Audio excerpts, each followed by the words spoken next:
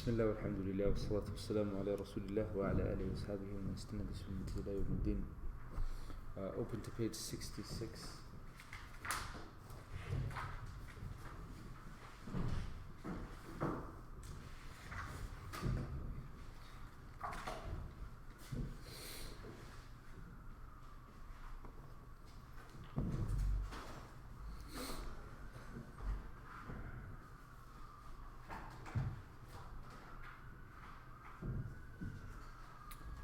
يا حمزة اقرأ معاني الكلمات. بسم الله والحمد لله والصلاة والسلام على رسول الله. قال المؤلف رحمه الله معاني الكلمات. الطائر النجم الذي يطلع في الليل، وكل الذي يأتي في الليل يسمى طائرا. النجم الثاقب النجم المضيء الذي يمحو الظلام بنوره. كل نفس لما عليها حافظ من الملائكة يحفظ عملها من خير أو شر. داخل منصب بقوة منفوق في الرحيم. خلق من ماء دافق. خلق الإنسان من الماء. الصلب الظهر. الترائب عظام الصدر. الرجع الإعادة. تبلى تختبر وتمتحن. السرائر جمع سريرة. كلما يضمر الإنسان ويخفي من إيمان أو كفر وخير أو شر. الرجع المطر. الصدع الشق. الأرض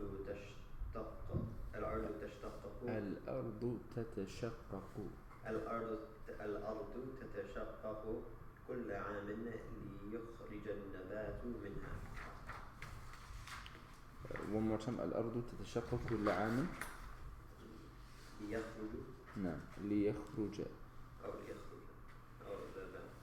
ليخرج النبات منها.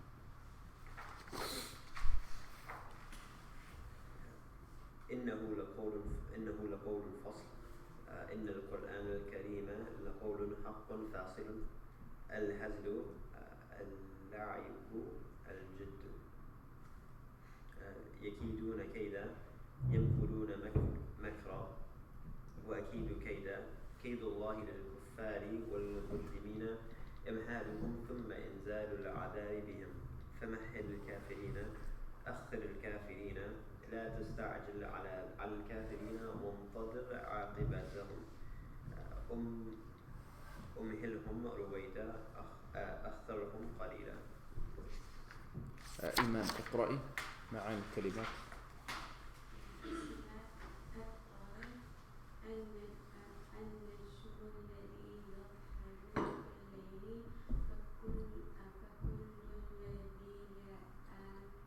يأتي في الليل يسمى طارقا. النجم الثاقب النجم المضيء الذي يمحو الظلام بنوره. كل نفس لما عليها حافظ من الملائكة يحفظ عملها من خير أو شر. خافق منصب بقوة مسبوق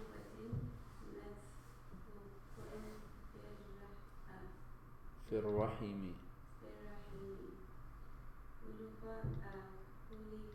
خلق من ماء دافق.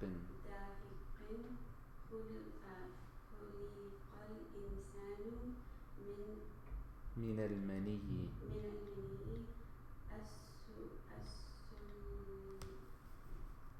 الصلب الظهر.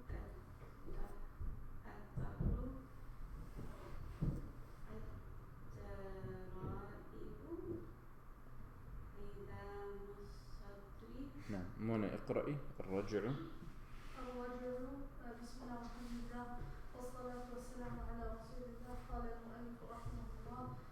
الإعادة تبلى تختبر وتمتحن. السرائر جمع سريرة كلما يضمر الإنسان ويخفى من إيمان أو كفر وخير أو شر. الرجع المطر. الصدع الشق الأرض تتشقق كل عام ليخرج النبات منها.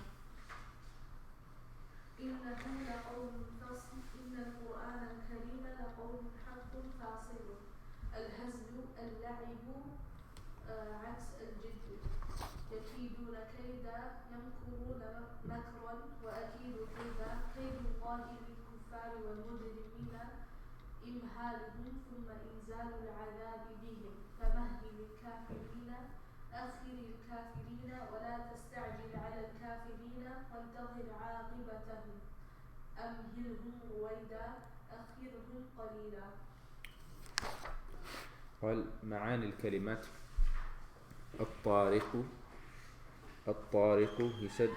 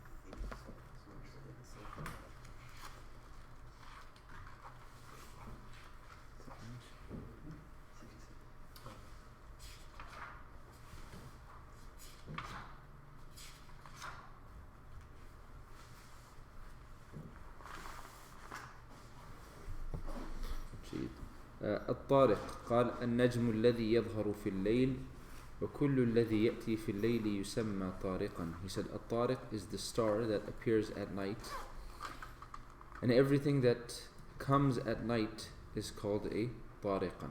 Once again he says the star, الطارق is the star that appears at night, and then he says that everything that comes at night is called a طارق, right?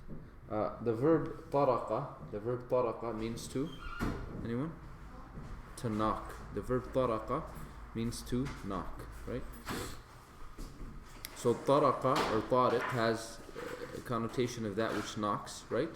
But also, as he says, طارق is everything that comes at night. Anything and everything that comes at night can be considered a طارق. So in this case, Allah subhanahu wa ta'ala is referring to the star, right? النجم الذي يظهر في الليل. But then he says after that, just in a general sense, كل الذي يأتي في الليل يسمى طارقا, that everything that comes at night is referred to as a طارق. Then after that he says النجم الثاقب, defining الطارق. He says النجم الثاقب.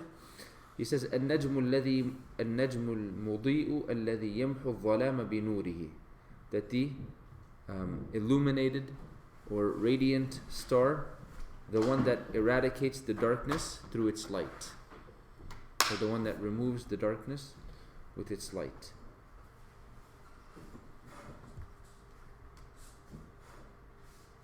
And الثاقب, there's two connotations. One is the one that is radiant, the one that is illuminating, and the second is that which pierces through.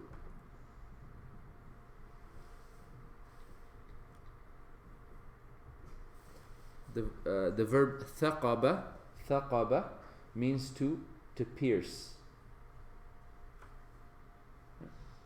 Something that's مثقوب is something that has been pierced through, right? So الثاقب is that which pierces through. So it has a connotation of that which is illuminated and also that which pierces through. كل نفس لما عليها حافظ, that حافظ من الملائكة يحفظ عملها من خير أو شر, that every soul has upon it a guardian or a protector. He says حافظ من الملائكة, a guardian or protector from amongst the angels. يحفظ عملها من خير أو شر, that safeguards and protects its actions whether they are from good or from evil. Then he says the word دافق. دافق, he says منصب بقوة. منصب بقوة. دافق means gushing out, that which comes out quickly. So منصب بقوة, that which comes out quickly. منصب from the verb انصب, to pour out, right? To pour out. So منصب بقوة, that which is poured out with force. منصب بقوة, poured out with force. And then he says مدفوق في الرحم. دفق, the verb دفق also means to pour out or to rush out, alright? So that which is poured out into the womb. مدفوق في الرحم. مدفوق في الرحم, that which is poured out into the womb. خلق من ماء دافق, speaking about the creation of the human being. He says خلق الإنسان من المني, that the human being has been created from sperm. And then he says الصلب, الصلب بمعنى الظهر, the back. And الترائب refers to عظام الصدر, what we would call the breastbone. الرجع بمعنى الإعادة, الإعادة, to return.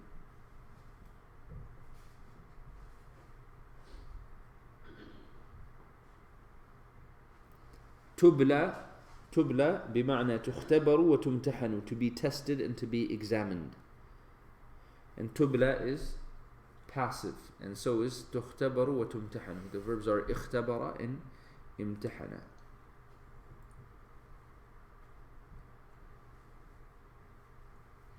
السرائر, he says السرائر is جمع سريرة, is the plural of سريرة, which is a, you can understand it as a secret, right? He says كل ما يضمر الإنسان ويخفي من إيمان أو كفر وخير أو شر, that everything the human being hides and conceals from faith or disbelief, or from good and evil. الرجع, الرجع in the verse والسماء ذات الرجع, he says الرجع refers to المطر, rain.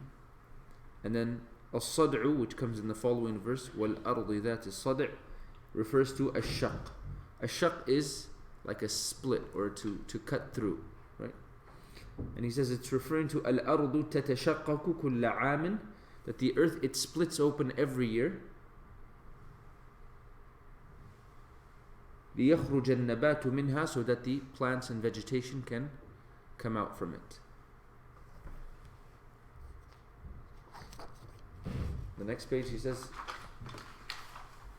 إنه لقول فصل, speaking about the Quran, he says إن القرآن الكريم لقول حق فاصل, that indeed the noble Quran is قول حق فاصل, is a statement that is حق, that is true, and it is also فاصل, it is also conclusive or decisive. Conclusive and decisive.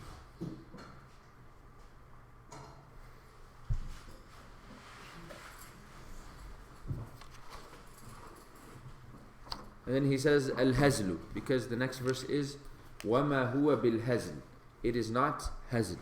Al-hazl, he says al-la'ibu, to play around. From the meanings of hazala is to joke. Right.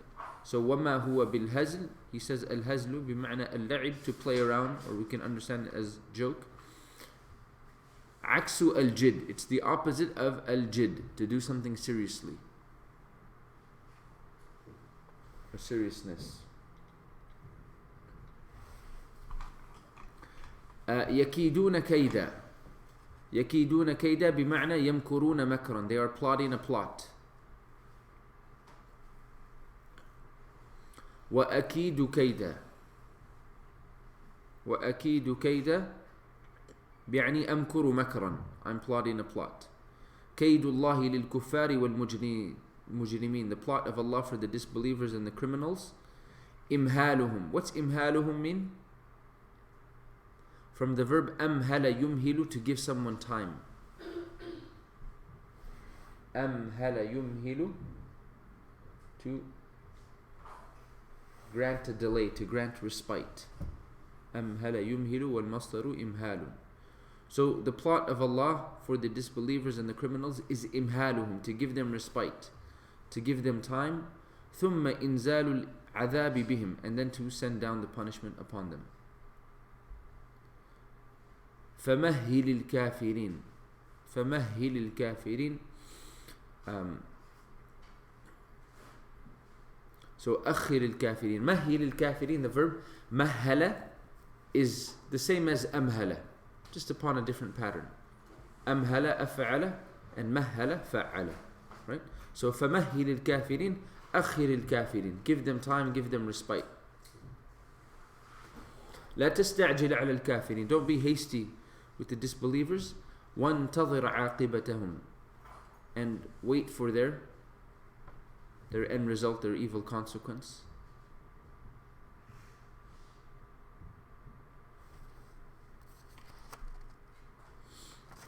أمهلهم رويدا أخرهم قليلا. Give them some time.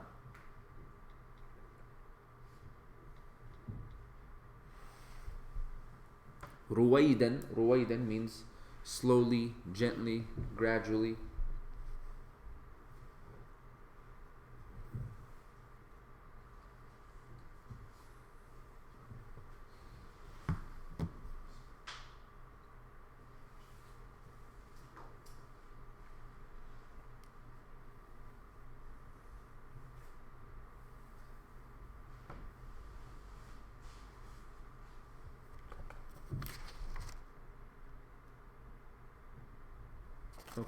المعنى يا شيان اقرأ.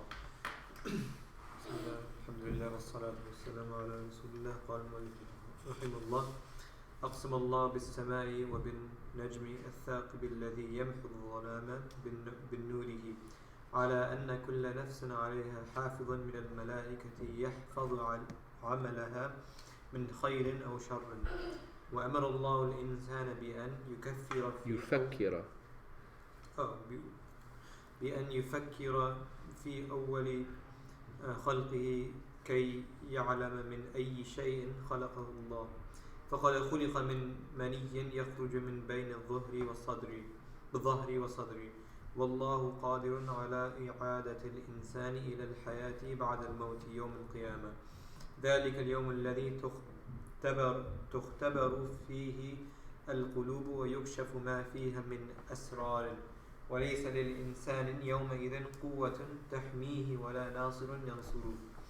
وأقسم الله بالسماء ذات المطر وبالأرض ذات النبات أن القرآن الكريم قول حق وليس بالباطل لأنه كلام الله العليم. وأن الكافرين يمكرون مكرا بالنبي عليه الصلاة والسلام ليقتلوه. والله سبحانه يمكر بالكافرين فيمهلهم ثم يجعل كيدهم خاسرا. فلا تستعجل أيها النبي عذاب الكافرين وانتظر قليلا كي ترى ما يفعل الله بهم. يا رمشة اقرأي.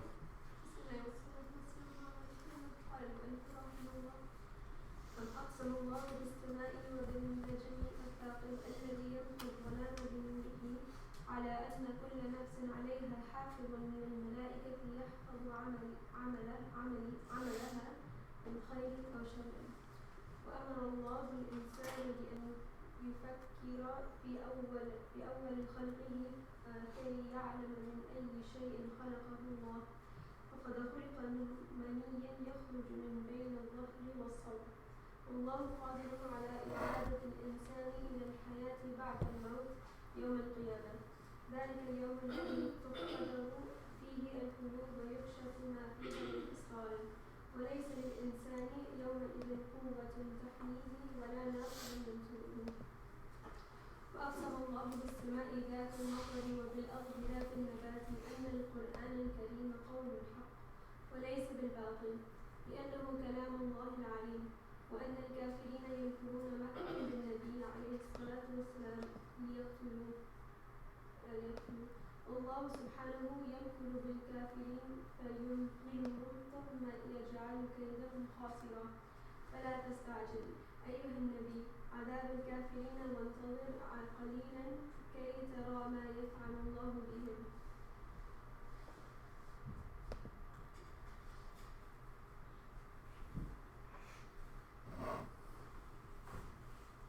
Yeah, Hamza, read the meaning.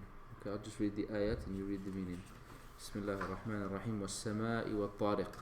By the sky and the night comber. What's the night comber? Huh? Is it night comer? It's night comer.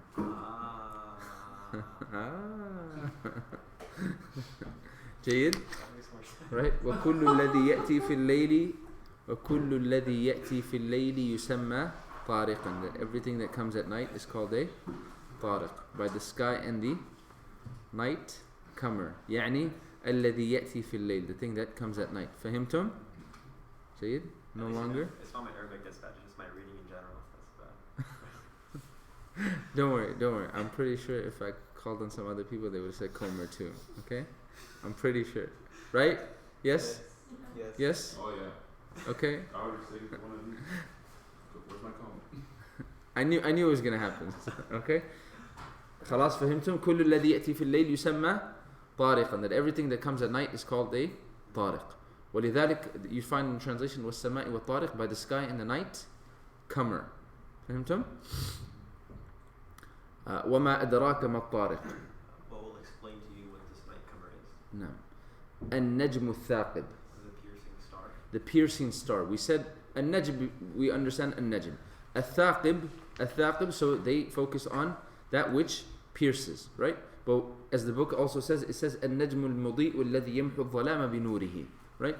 That which, and you can understand it as that which pierces with its light. That which pierces with its light or with its radiance and its glow. إن كل نفس لما عليها حافظ. There is a watcher over every soul. فلينظر الإنسان مما خلق. Man should reflect on what he was created from. Man should reflect on what he was created from, right? So over here, نظر ينظر, to look, right? It's not necessarily to look, but يفكر, right? فلينظر الإنسان مما خلق. Then man should reflect on what he was created from. خلق من ماء دافق. He is created from a spurting fluid. He is created from a spurting fluid. What's the other word that they use? From a ejected fluid, right? Talking about the sperm.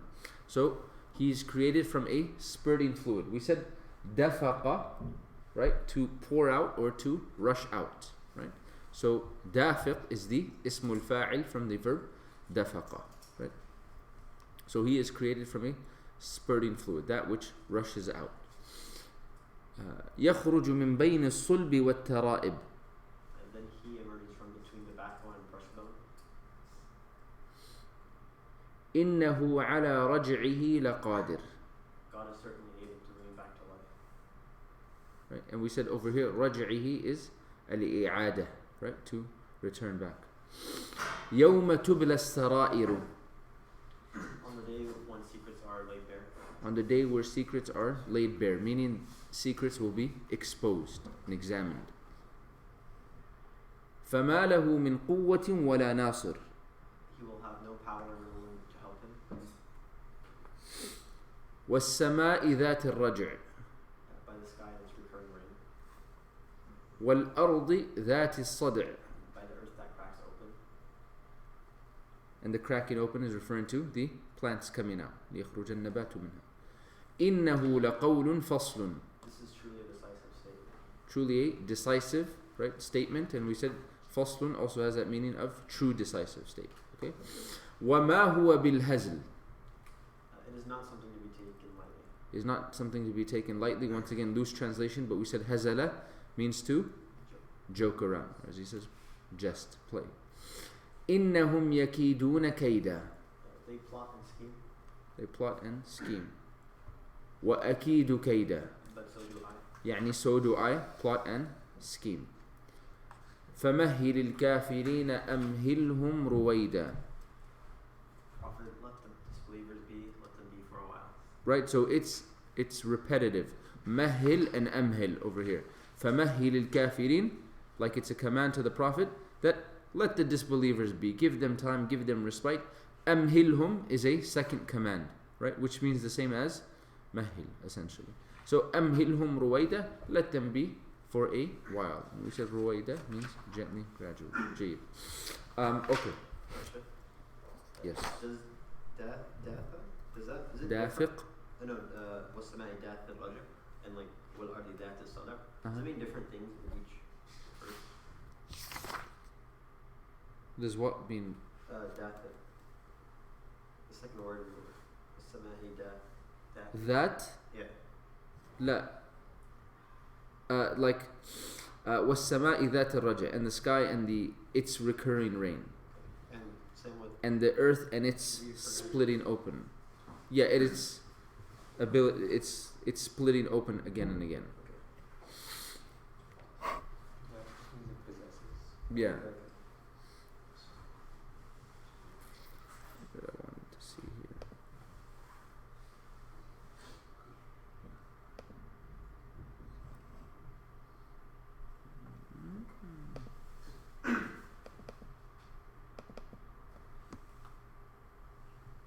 Why is it not working?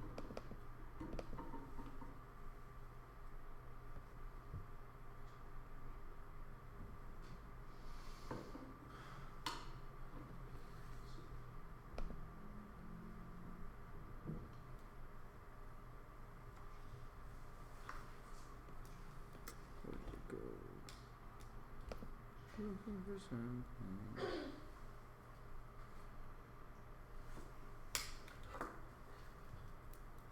Read ya Rimsha. It discusses two themes. First, that man has to appear before God after death. Second, that the Quran is a decisive word which no plan or device of the disbelievers can defeat or frustrate.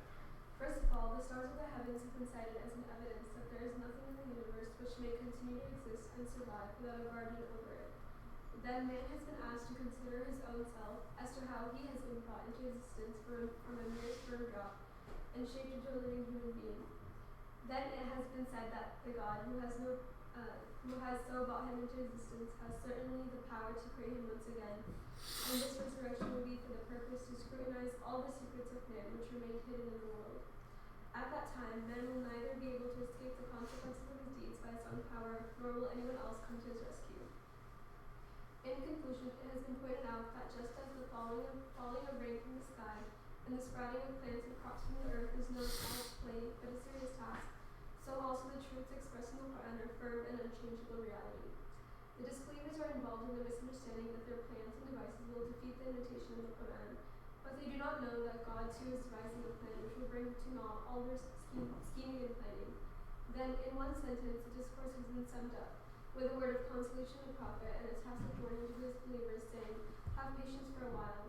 Let the disbelievers do their utmost. Before long, they will themselves realize whether they have been able to defeat the Quran by their scheming, or the Quran has dominated them in the very place where they are exerting their utmost to defeat it." No, and that's talking about the last verse. فَمَهِّلِ الْكَافِرِينَ أَمْهِلْهُمْ رُوَيْدًا.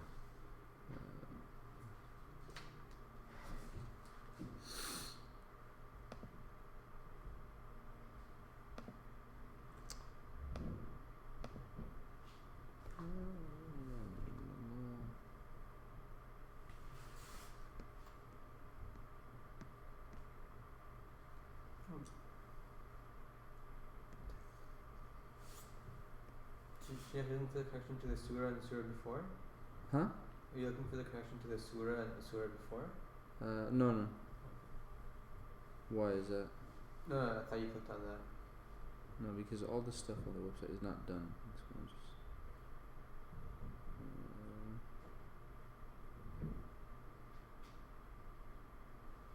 جيد. Okay, go back to al-ma'na. Allah says, أقسم الله بالسماء وبالنجم الثاقب الذي يمحو الظلام بنوره. That Allah takes an oath by the sky and by the piercing, illuminating star, the one that eradicates or removes the darkness through its light, upon the fact that every soul has over it a guardian or protector from amongst the angels that safeguards and protects its actions, whether from evil, from good or evil. And Allah commanded the human being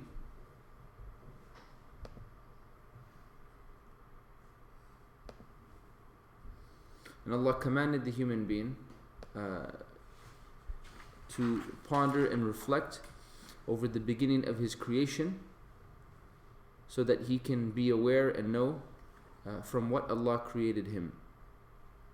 For indeed he was created from sperm that comes out from the didn't say back. What did it say in the translation? In the thing we just read? You know what I'm talking about, right?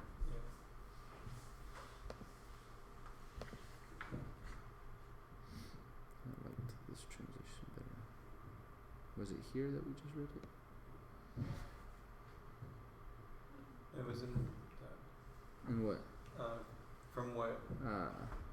Hamza was reading.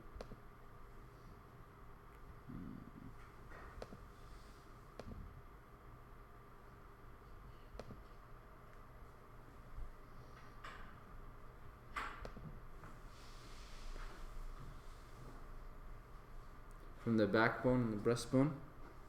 جيد. فقد خلق من مني, for indeed he was created from sperm, that which comes out from the backbone and the breastbone. Wallahu qadirun, and Allah is fully capable of returning the human being to life after death on the day of judgment. And that is the day on which the hearts will be tested and examined or exposed for that which is within it from secrets. And the human being on that day will have no power that can protect it, or a helper that can help it, not a sister.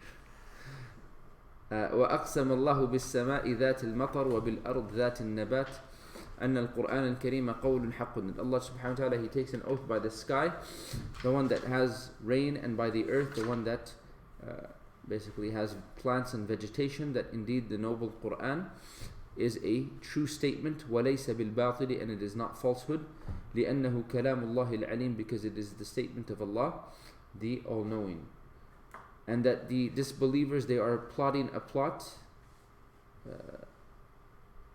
against the Prophet ﷺ so that they may kill him.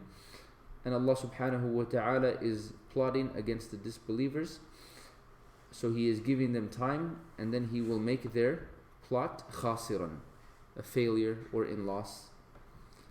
So do not be hasty and do not rush, O Prophet, in the punishment of the disbelievers, and wait a little time, كَيْ تَرَى مَا يَفْعَلَ اللَّهُ بِهِمْ, so that you may see what Allah does with them. Ahmed, read al-ma'na one last time.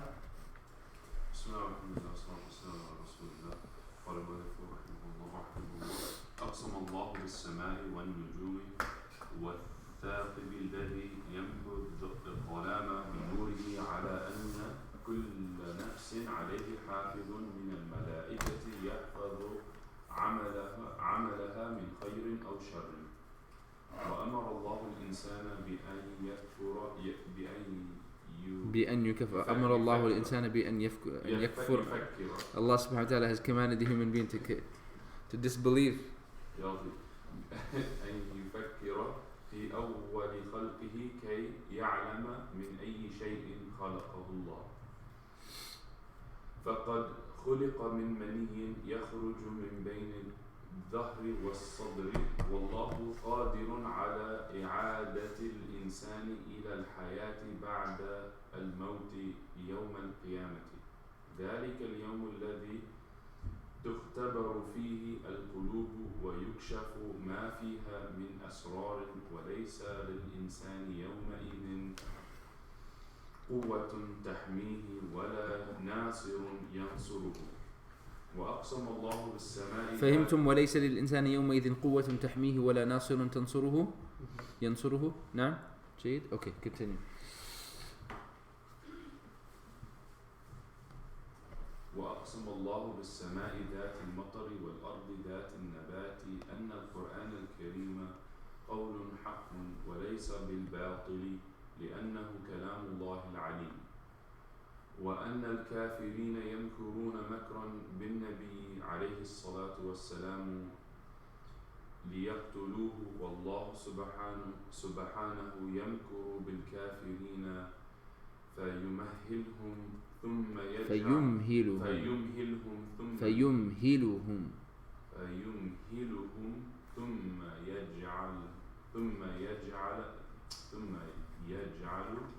يجعل كيدهم خاسرا فلا تستعجل أيها النبي عذاب الكافرين وانتظر قليلا كي ترى ما يفعل الله به.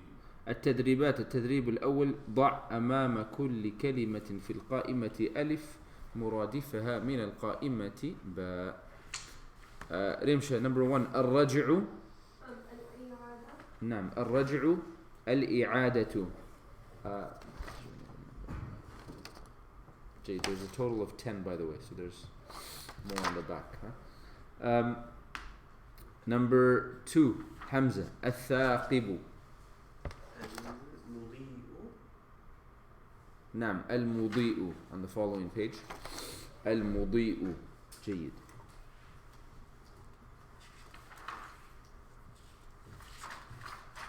يا كشان. Number 3 الهزل.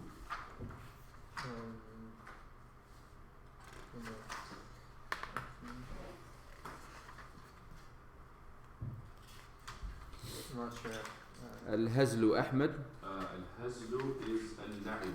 نعم الهزل اللعب, which would be number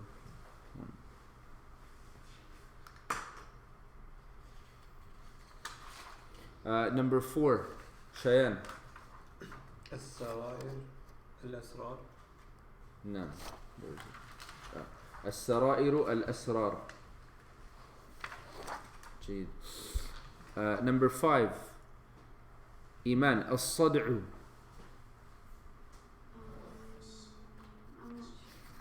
منى الصدع الشق. نعم splitting open.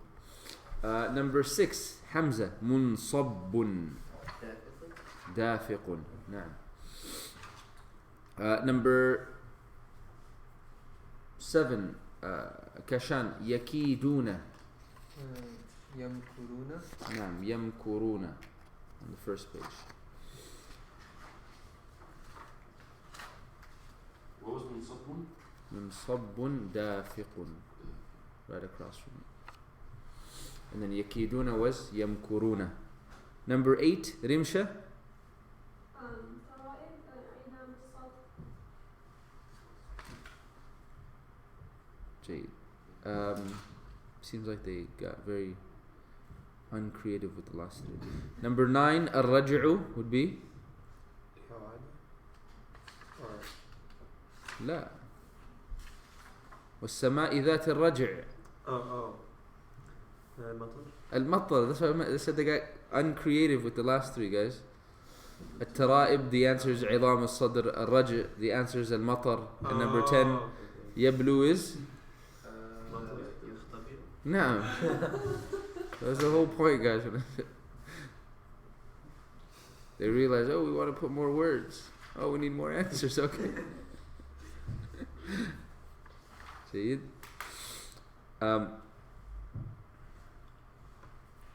التدريب الثاني قال املأ الفراغات بالكلمة المناسبة. يا أحمد الأول. نعم.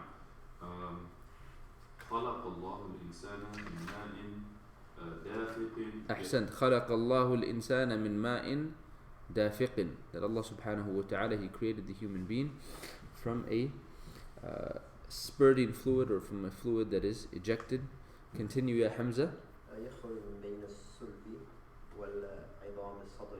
نعم يخرج من بين الصلب وعظام الصدر, that comes out from the backbone and the breastbone. رمشة وهو قادر على إلى حياة بعد الموت إلى رجعه. نعم وهو قادر على رجعه إلى الحياة بعد الموت, and he is capable of returning it, bringing it back to life after death. Number 2, يا إيمان.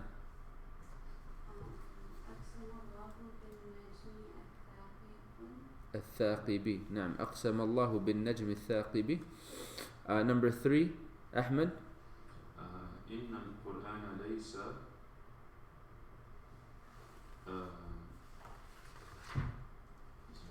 هزلا. نعم هزلا. نعم إن القرآن ليس هزلا. Number 4, شيان. في يوم القيامة يختبر الله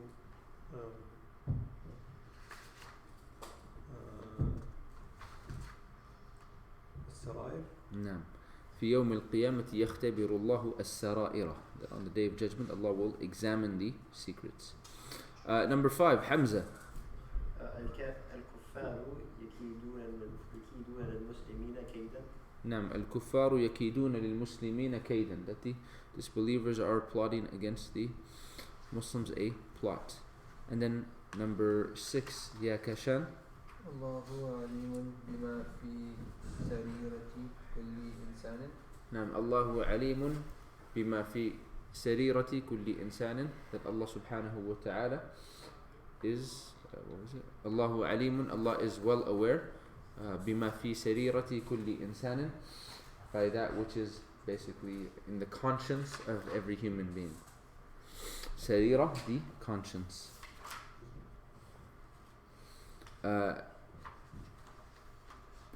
Rimsha. Number 3 was إن القرآن ليس هزلا, right? Yes. إن is حرف توكيد ونصب. What's القرآن grammatically? It's mansub because of the inner. Yeah, so what's it called? It's called اسم إن. It's called اسم إن منصوب بالفتحة. Okay. And then ليس is from كان وأخواتها. Yes? What's هزلا? It's اسم كان. Which one? اسم or خبر? خبر. Where's the اسم of ليس then?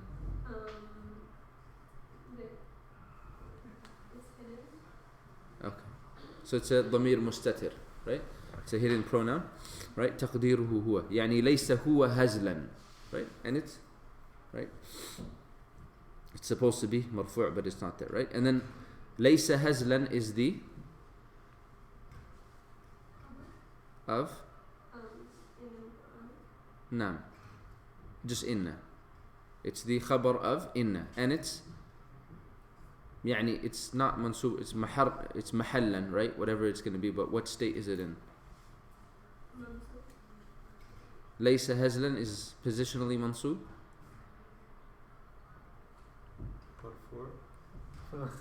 It's positionally مرفوع, right?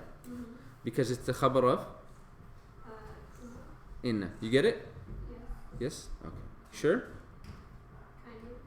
Kind of? What don't you get? No, I get it. You get it? Just need to put it together. Okay. Right? So Quran is the ism of inna, right? And then laysa hazlan is almost like another sentence, right? And then that entire sentence, right, is the khabar of inna, right? And we wouldn't say it's marfu or mansub, right? Rather it's positionally something, right? So, right, it's fi mahalli raf'in. It's positionally marfu'. فهمتم؟ جيد. التدريب الثالث هل ينبغي المشاهد Now we said Hazlan is like ism Laysa. No, it's the khabar of Laysa, ya Ahmad.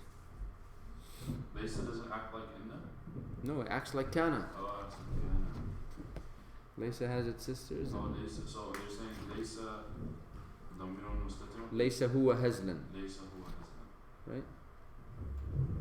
جيد. Okay. 8:30. كلكم حفظتم سورة المطففين؟ Yes. Yes. أحمد. جيد. حفظ.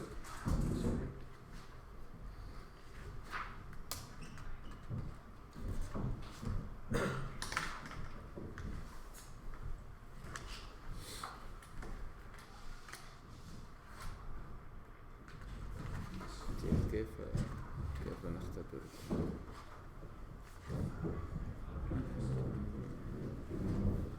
Okay, at the end. No.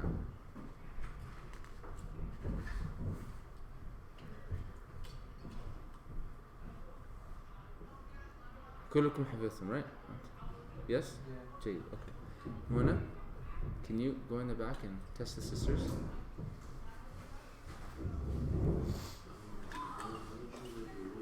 It's out of? Sure. It's not too cold.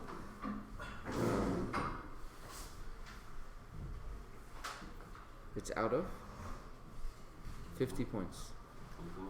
You're gonna decide. So, like, what do I do? Mistakes, warnings. Huh? What counts as a mistake? What counts as a mistake? If they started. If they breathe too long between Can I tell you? You what breathe your more than friends piece do? of How much I value our friendship. You decide. You decide. Not, Mona, not too lenient, not too lenient, not too strict. Somewhere in the middle, right? But if they come out with like a 45, it better be like, you know, strong. See? Why don't you take a piece of Huh? paper and then like note like the mistakes and then you don't need a lot of people. Like the grading scale, like, what does one mistake count as? How many points? That I don't know how to decide. Yeah. Yeah, I mean, a point, Yeah, Yeah. don't worry. 2 points. I'm gonna have to give you And calculate If they make 5 mistakes, on it's your- 40 points. I Eh, think 2 you- How mistakes. about you like 2 note points. the mistakes Oh. and then afterwards decide. 2 We'll points. give I'll do it you later. after this. Yeah, do it after. 2 points.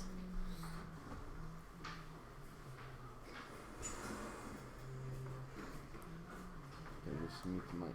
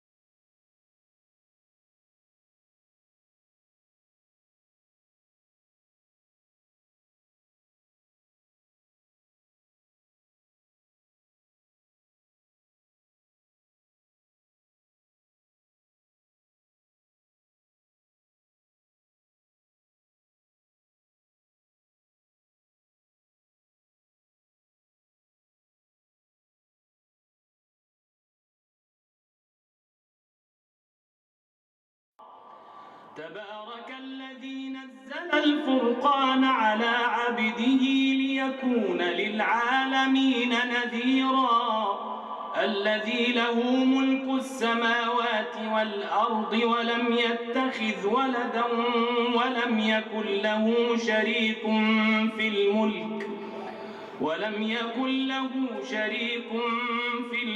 وخلق كل شيء فقدره تقديرا واتخذوا من دونه آلهة لا يخلقون شيئا وهم يخلقون ولا يملكون لأنفسهم ضرا ولا نفعا ولا يملكون موتا ولا حياة ولا نشورا وقال الذين كفروا إن هذا إلا إفك افتراه وأعانه عليه قوم آخرون فقد جاءوا ظلما وزورا وقالوا أساطير الأولين اكتتبها فهي تملى عليه بكرة وأصيلا قل أنزله الذي يعلم السر في السماوات والأرض إنه كان غفورا رحيما وقالوا ما لهذا الرسول يأكل الطعام ويمشي في الأسواق لولا أنزل إليه ملك فيكون معه نذيرا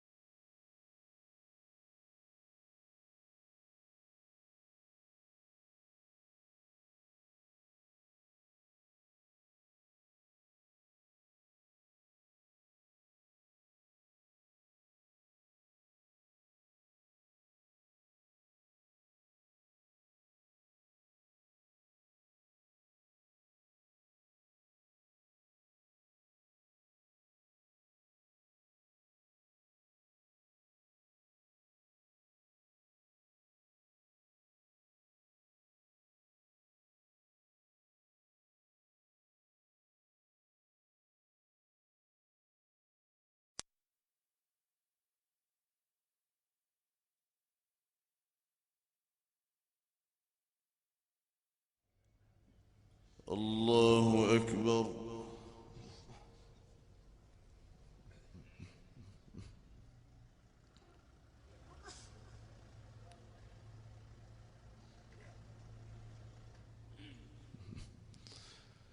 الحمد لله رب العالمين الرحمن الرحيم مالك يوم الدين إياك نعبد وإياك نستعين اهدنا الصراط المستقيم صراط الذين أنعمت عليهم غير المغضوب عليهم ولا الضالين.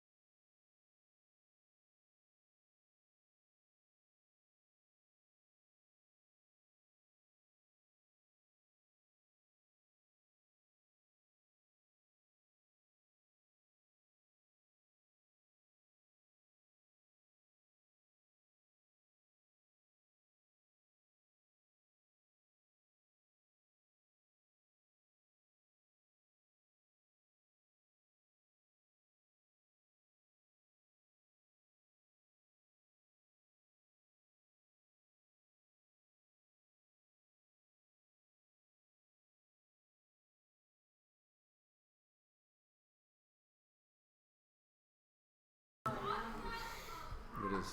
Allah musta'an. It is. Now it's unmuted.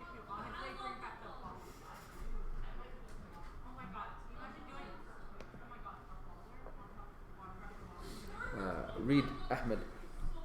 بسم الله الرحمن الرحيم والصلاة والسلام على رسول الله والسماء ذات البروج. You want me to read from the top? No, just. قال ابن عباس. But you almost said والسماء ذات البروج, by the way. Oh. Yeah, you had to start from the next. Yeah. That's hilarious. قال ابن عباس الرجع المطر. الرجع بمعنى المطر والسماء ذات الرجع. By the skies that contain الرجع, which is المطر. Continue. وعنه هو السحاب فيه المطر. The clouds which have rain in them.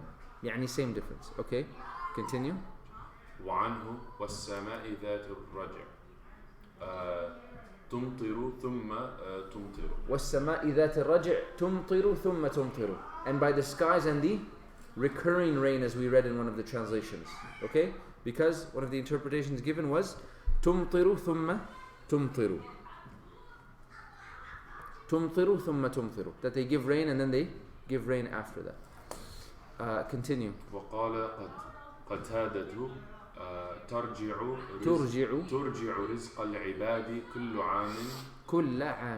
عام ولولا ذلك لهلكوا وهلكت مواشيهم. جيد. وقال قتادة ترجع رزق العباد كل عام. ترجع رزق العباد كل عام, that it returns the provisions of the slaves every year, right? ولولا ذلك, and if it was not for that, لهلكوا, they would have been destroyed. وهلكت مواشيهم, and their mawashi would be destroyed. They're riding animals? Huh? They're riding animals? They're riding animals. جيد. Their livestock, their cattle. وقال ابن زيد ترجع نجومها وشمسها وقمرها أيأتينا فيها منها هنا. جيد. قال ابن زيد ترجع نجومها وشمسها وقمرها.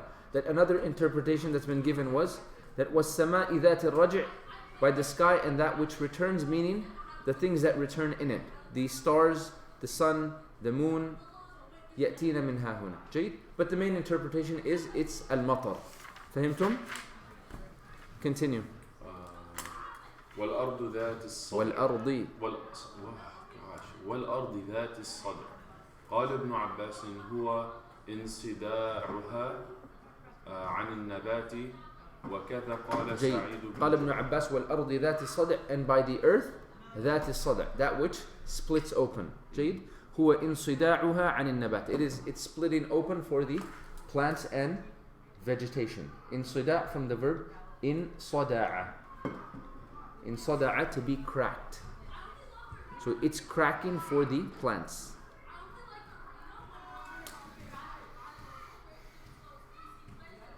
إنه لقول فصل حق, يعني it's true. وقال آخر حكم عدل. It is not just true, but it is decisive and just. وما هو بالهزل أي بل هو حق جد. But rather it is true and like it's serious. فهمتم؟ ثم أخبر تعالى. ثم أخبر عن الكافرين. نعم.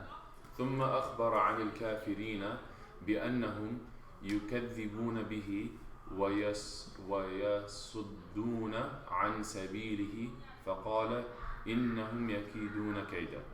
نعم. Continue. أي يمكرون بالناس في دعوتهم إلى خلاف القرآن. جيد. قال then he informs about the disbelievers that they reject it. ويصدون عن سبيله, and they يصدون عن سبيله. ما معنى يصد? Take them off track. Huh? Like obstruct its path. Right? They obstruct its path. فقال إنهم يكيدون كيدا. That indeed they are plotting a plot. أي يمكرون بالناس في دعوتهم إلى خلاف القرآن.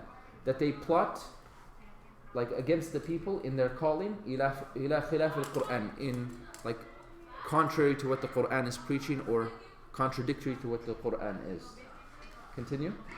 ثم قال فمهل الكافرين أي أنذرهم ولا تستعجل لهم. نعم. قال ثم قال تعالى. Then he says فمهل الكافرين. We said مهل means to grant respite, to grant a delay, right? We said the other verb that's similar to it is أمهل. أمهل. مهل and أمهل. Another one that's used in the Quran is أنظر. أنظر. Iblis says to Allah, فأنظرني إلى يوم يبعثون.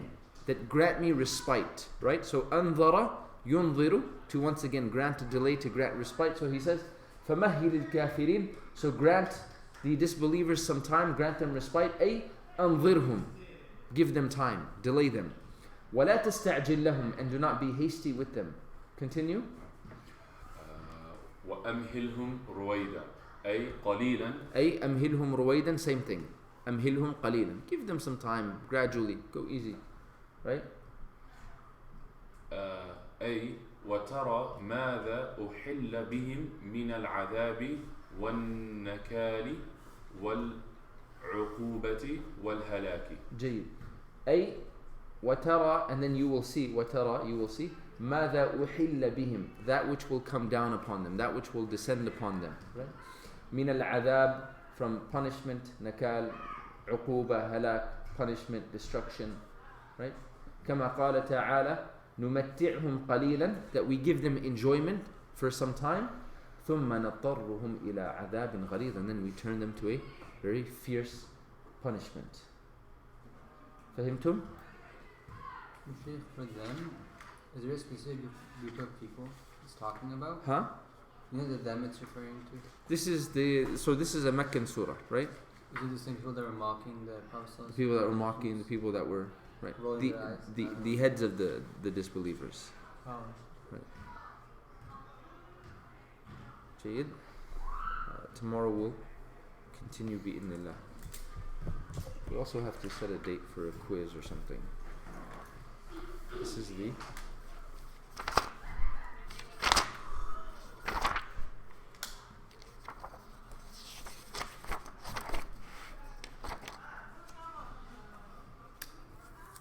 Hamza, we said it was 15 lessons, right? Remember? So we're done with 8 now? La ilaha illallah.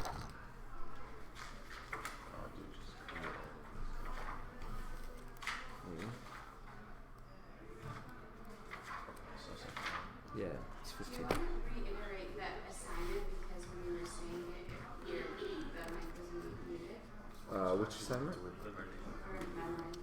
Oh, that they, well, first of all, the students that usually come today and didn't come today, they still have to recite Surah Al-Mutaffifin, but it'll only be twice as hard. We'll make them recite the verses backwards. Yani, not backwards, but like the last verse first and then the second to last verse, you know? And then, what did we say was the assignment? Do they ever quiz people like that? Did you memorize it like that? Because that's how Zainab's learning it here. Like she's learning it from the back, and then But with each surah from the back, and then within each surah from backwards too. you did a lot of she's learning it from the back, one. Like some people just do 30, 29, 28, 27, Yeah. right? So she's doing that. Yeah. And then within you're like talking the about 29 from The back, last surah first. and then within each surah from the back too. The last ayat first. Oh, okay, I get it. So like, let's say the surah is 20 verses, she'll do ayah 16 to 20, right? And then she'll do 10 to 16, right? Yeah, which I had never heard of. Like I knew some people did like 30, 29, and within the juz, but I didn't know like Yeah, the 30, 29 going that way, okay, that's completely that's normal. Right? Most people do like that. And then even starting at the back of the juz, okay, like it's done, that's common, it's very heard common. of. It's common. Yeah. I think it's more common in the subcontinent, Yeah. the back of the juz. Not all the teachers here do that, I don't think. Yeah. I think some of them But that even I want to say maybe there's some surahs I did like that. like that. Do Maybe. you think that's better though? Is that appropriate though, because you're using it as a mechanism to memorize? It's not a mechanism to memorize. It's just a. It's not done No, as a they're mechanism. saying it's like more complicated if you do it like that. Like it's more solid because That's what I'm saying. So it's like Do you remember which surahs? Why would it be more solid? I'm trying to Because you think. have to know it Why like was it twice really and busy? backwards. Oh yeah. Huh? What's the thinking behind it? No, I'm saying, in what sense is it more solid? I don't know. That's what I assumed was the logic behind doing that. You said, they said. I think I heard. Yeah, but that's like in a sense the more ways it goes to a surah, then the more you. Yeah, I would just go with the beginning. I want to say maybe there's even some surahs I did like that earlier. Why did you do some and not all of them? I just can't remember if I did it. Just based on what Actually, no. I want to say I did it like that. I really can't you remember. can't remember which I way you did can't it. remember. That's not wrong. I mean, I wouldn't. At all. Like you have no idea if you did it backwards or forwards. I know I did it That's like, not normal shit. like, yeah, I memorized the exact backwards, 30, 29, like that way. Like Baqarah was the last thing I finished. I do know that. But in terms of, you don't know if within the surah you did it backwards. no. And I want to say within the, I just did the most recent, like, so I was going backwards and I was doing the surah that would come next from the back. But I want to say there are definitely surahs I did like that. But do you think there's an difference? I don't think so. I mean, what difference is it? I don't know. I feel like it's a little more difficult. Because then you have to connect the, Backwards. Yeah. like you have to connect the, But that's the point. You're doing more gymnastics with it, so that you know it better. it's like unnecessary gymnastics, I feel like. No, but that's the point. And don't you? It's no coincidence that that's more popular in the subcontinent, as you mentioned, because it's like you're literally memorizing. Yeah, I want to say that's more popular in Is subcontinent. it? Because of think so. gymnastics. I think so. It's more beneficial, I don't know.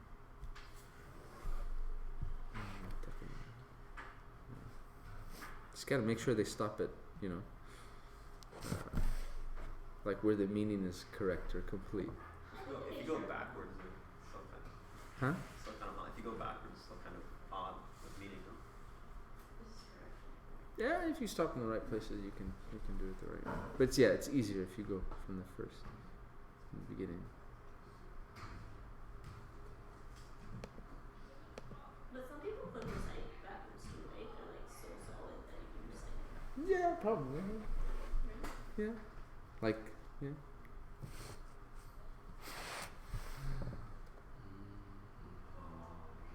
Money, you can do it? You sit back.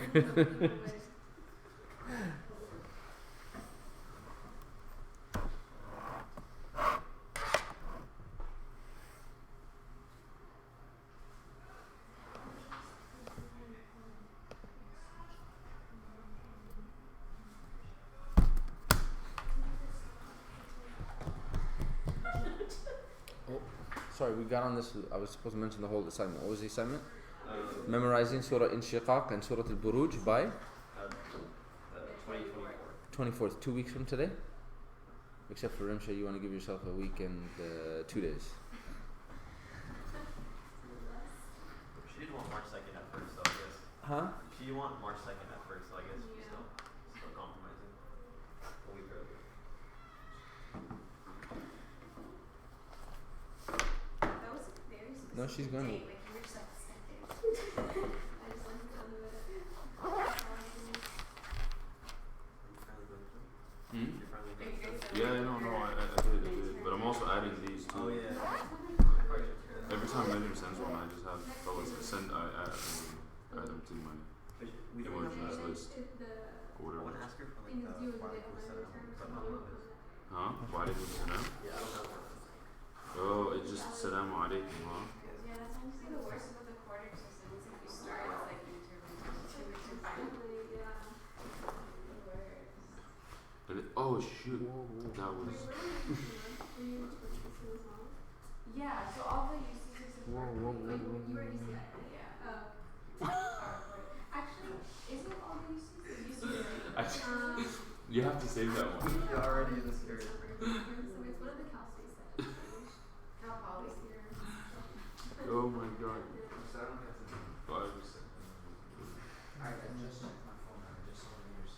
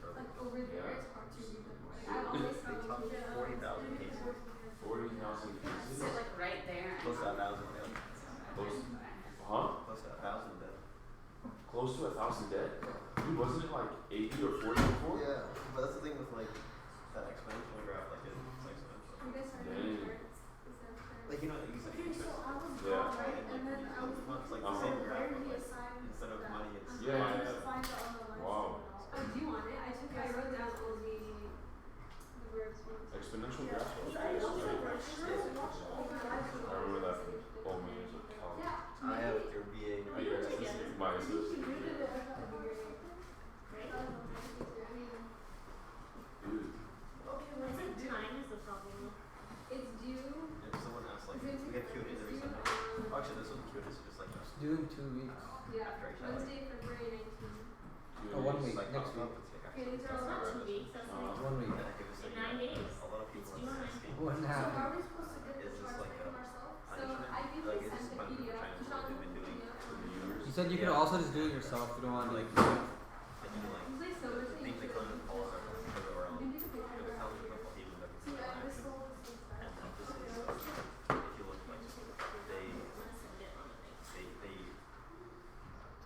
I think back. they treated like most of Sean, the you virus remember disease or when you a lot sent it? more Which- of the disease.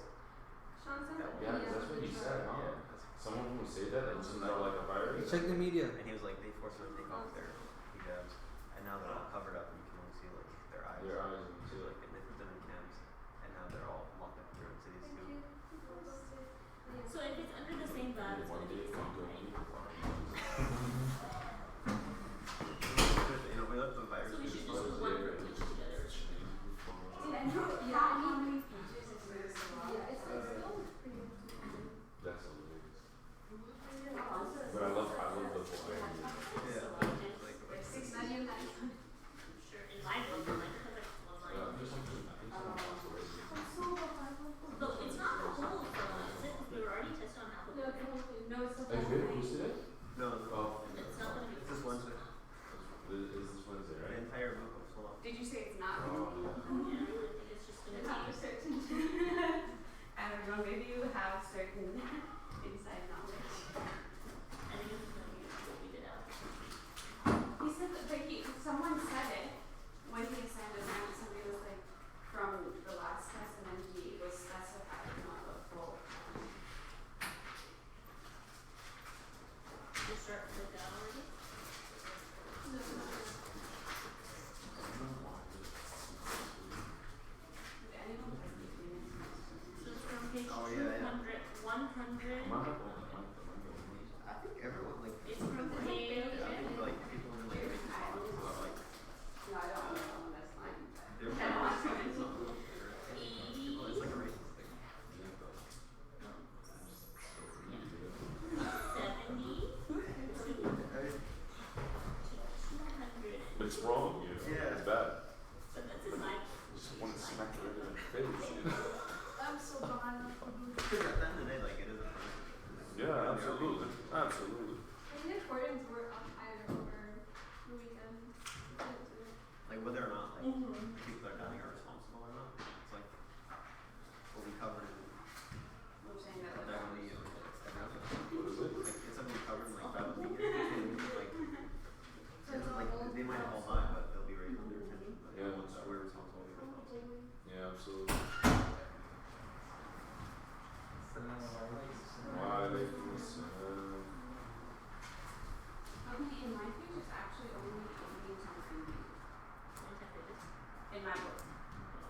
I have 40 Am I tunes. tripping? Yes, Alhamdulillah. I have 40 tunes on 91. Is everything Oh, I okay?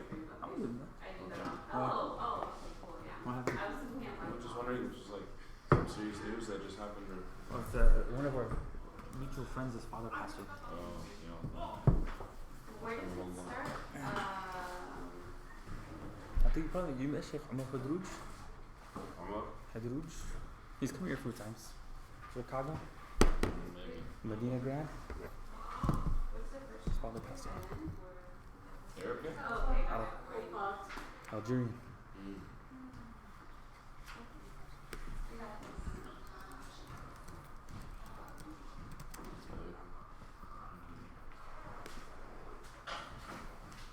Chef, do you have a PDF of the chart that we're supposed to fill out?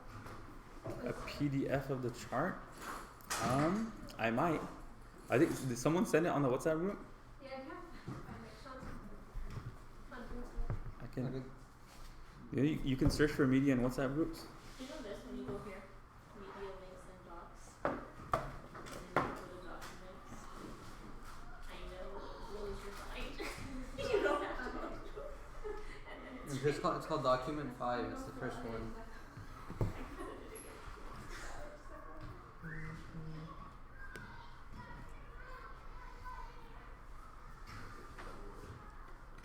Alright, Bismillah ar-Rahman ar-Rahim, Alhamdulillahi Rabbil Alameen, wa salatu wa salamu ala Sayyidil Anbiya'i wal Mursaleen, wa ala alihi wa sahbihi ajma'een, wa man tabi'ahum bi ihsanin ila yawmiddin, amma ba'd.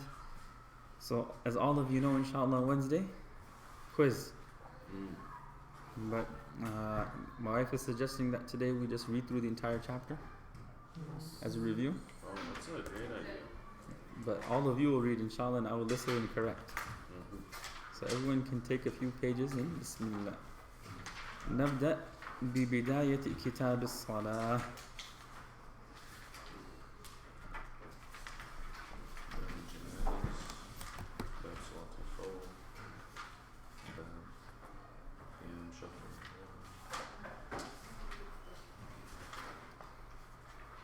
نعم ابدأي يا منى بسم الله. بسم الله والحمد لله والصلاة والسلام على رسول الله. قال المؤلف رحمه الله: كتاب الصلاة. أول وقت الفجر إذا طلع الفجر الثاني وهو البياض المعتدل في الأفق، وآخر وقتها ما لم تطلع الشمس، وأول وقت الظهر إذا زالت الشمس، وآخر وقتها عند أبي حنيفة رحمه الله إذا صار ظل كل شيء مثليه سوى فيء الزوال. وقال أبو يوسف ومحمد رحمهما الله إذا صار ظل كل شيء مثله. وأول وقت العصر إذا خرج وقت الظهر على القولين، وآخر وقتها ما لم تغرب الشمس. وأول وقت المغرب إذا غربت الشمس، وآخر وقتها ما لم يغرب الشفق، وهو البياض الذي يرى في الأفق بعد الحمرة عند أبي حنيفة رحمه الله. وقال أبو يوسف ومحمد رحمهما الله هو الحمرة. وأول وقت العشاء إذا غاب الشفق، وآخر وقتها ما لم يطلع الفجر الثاني. وأول وقت الوتر بعد العشاء، وآخر وقتها ما لم يطلع الفجر. نعم. Everyone understands what we're reading? Right, no need for translation, we're good? نعم. ويستحب الإسفار بالفجر، والإبراد بالظهر في الصيف، وتقديمها في الشتاء، وتأخير العصر ما لم تتغير الشمس، وتعجيل المغرب، وتأخير العشاء إلى ما قبل ثلث الليل. ويستحب في الوتر لمن يألف صلاة الليل أن يؤخر الوتر إلى آخر الليل، وإن لم يثق بالانتباه أوتر قبل النوم. أوتر قبل النوم. Good, ahsant. So this first opening section of the chapter or of the unit is dealing with the prayer times. So the khulasa and what you should know from this chapter is the times for the 5 daily prayers. What are the windows of time? Particularly, what's the difference between al-fajr al-kadhib and al-fajr al-sadiq? Right, you should know that difference. You should know the difference of the ending for maghrib. Right, al-shafaq, is it the red or the white? Right, then the awqat al-mustahabba, he ends the chapter by mentioning when is it recommended to pray each prayer. واضح؟ نعم. اقرأي يا إيمان بسم الله. باب الأذان.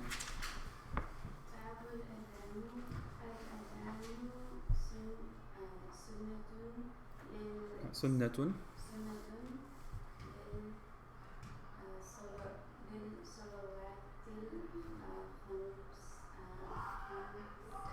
خمس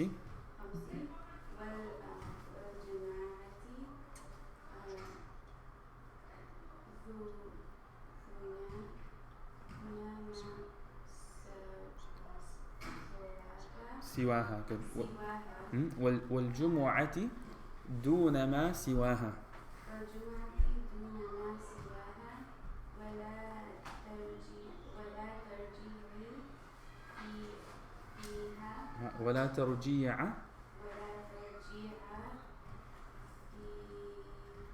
فيه ويزيد في أذان الفجر بعد الفلاح الصلاة خير من النوم مرتين والإقامة مثل الأذان والإقامة مثل الأذان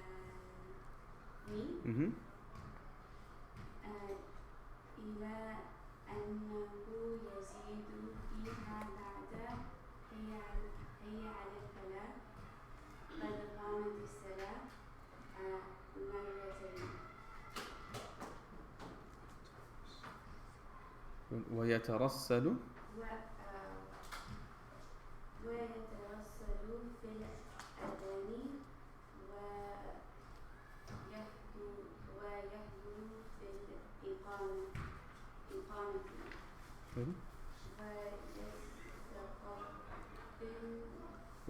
ويستقبل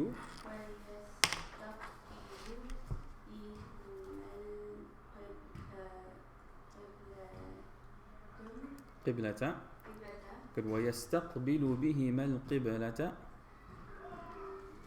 فإذا بلغ إلى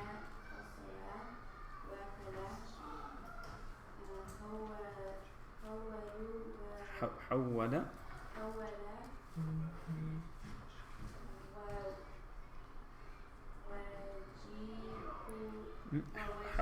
حول وجهه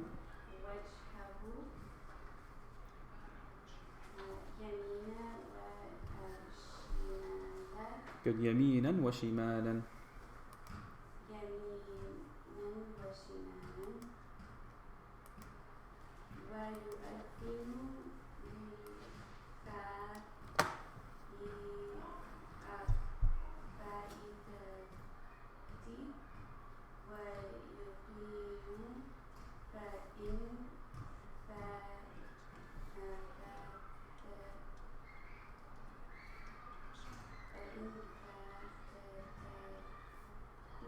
فاتته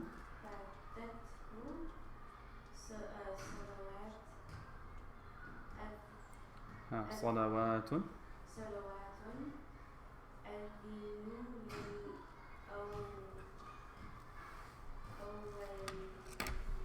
أذن للأولى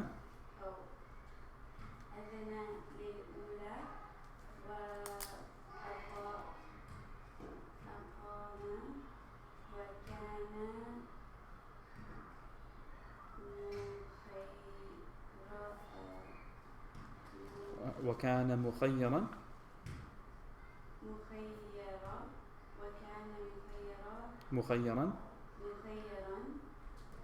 ثاني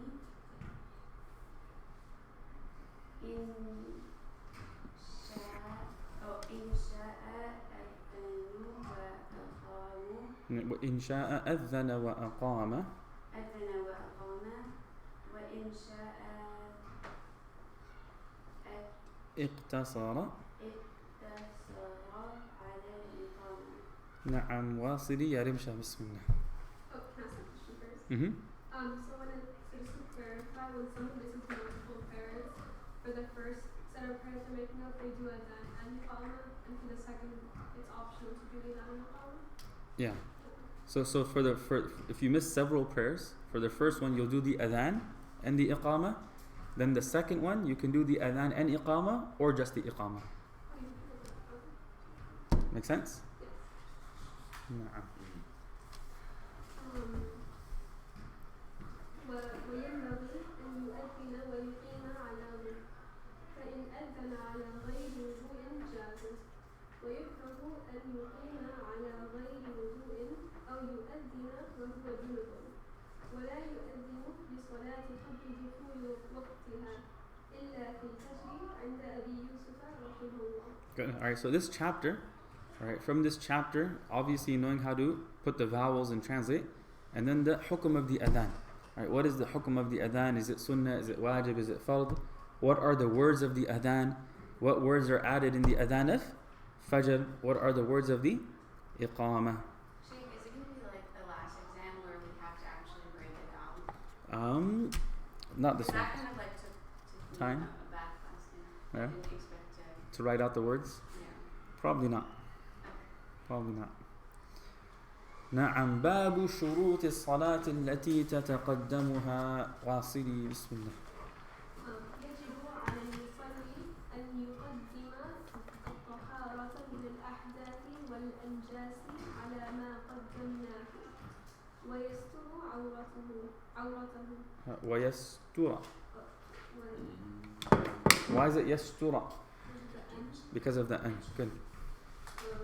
ويستر عورته والعورة من الرجل ما تحت السرة إلى الركبة والركبة عورة دون السرة وذكر المرأة الحرة كله عورة إلا وجهها وكفيها وما كان عورة من الرجل فهو عورة من الأمة وبطنها وظهرها عورة وما سوى ذلك من بدنها ليس بعورة ومن لم يجد ما يزيل به النجاسة صلى معها ولم يعد ومن لم يجد ثوبا صلى عريانا قاعدا يومئ بالركوع والسجود فإن صلى قائما أجزاه والأول أفضل وينوي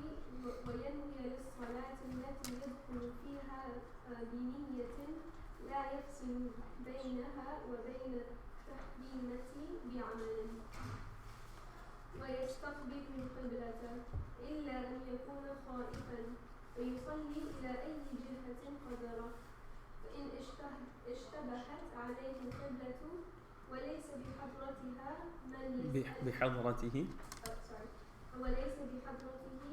يسأله عنها اجتهد وصلى فإن علم أنه أقطع بعد ما صلى فلا إعادة عليه وإن علم ذلك وهو في الصلاة استدار إلى القبلة وبنى عليها. نعم. So the purpose of that bab, the purpose of that chapter is to explain the shurut of salah, right? The preconditions for the validity of prayer. نعم باب صفة الصلاة اقرأي يا فاطمة بسم الله. فرائض الصلاة ستة التحريمة والقيام والقراءة والركوع والسجود والقاعدة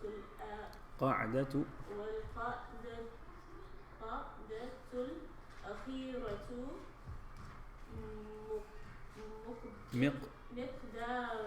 مقدار تشهد وما زاد على ذلك فهو سنة وإذا دخل الرجل في صلاته كبر ورفع يديه مع تكبير حتى يحاذي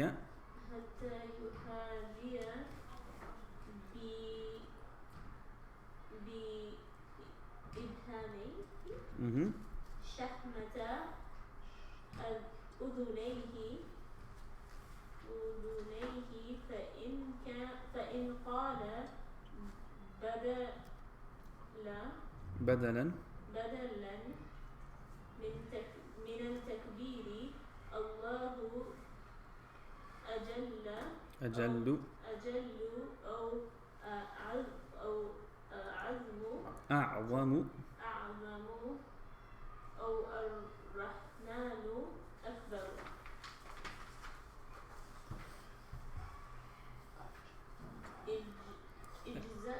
أجزأه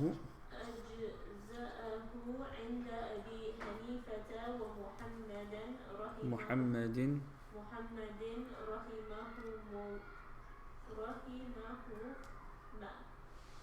وقال أبو يوسف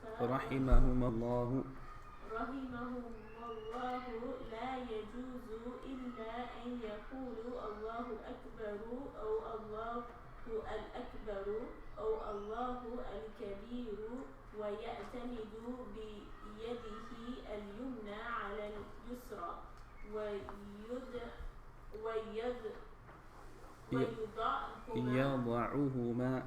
يضعهما تحت السرة ثم يقول سبحانك اللهم وبحمدك وتبارك اسمك وتعالى جدك ولا إله غيرك ويستعيذ بالله من الشيطان الرجيم ويقرأ بسم الله الرحمن الرحيم ويسر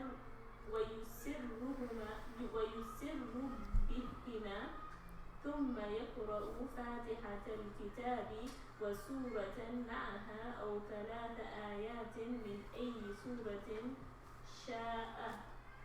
وإذا قال الإمام ولا الضالين قال آمين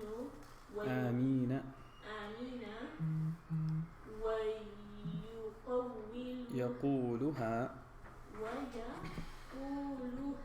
المؤتم ويخفيها ثم يكبر ويركع ويعتمد بيديه على ركبتيه ويفرج أصابعه ويبسط ظهرها ولا يرفع رأسه ولا ينكسه ويقول في ركوعه سبحان ربي العظيم 3 وذلك أدناه ثم يرفع رأسه ويقول سمع الله لمن حمده ويقول المؤتم ربنا لك الحمد. فإذا استوى قائما كبر وسجد واعتمد بيديه على الأرض ووضع وجهه بين كفيه وسجد على أنفه وجبهته فإن اقتصر على أحدهما جاز عند أبي حنيفة. وقال لا يجوز اقتصار على الأنف إلا من أذر فإن سجد على كور إمامتي أو على فاضل ثوبه جاز ويبدي ضبعيه ويجافي بطنه عن فخذيه ويوجه أصابع رجليه نحو القبلة ويقول في سجوده سبحان ربي الأعلى 3 وذلك أدناه ثم يرفع رأسه ويكبر وإذا اطمأن جالسا كبر وسجد فإذا اطمأن ساجدا كبر واستوى قائما على صدور قدميه ولا يقعد ولا يعتمد بيديه على الأرض ويفعل في الركعة الثانية مثل ما فعل في الأولى. نعم. اقرأ يا حمزة. بسم الله. بسم الله والحمد لله والصلاة والسلام على رسول الله. إلا أنه لا يستفتح ولا يتعوذ ولا يرفع يديه إلا في التكبيرة الأولى فإذا رفع رأسه من السجدة الثانية في الركعة الثانية افترش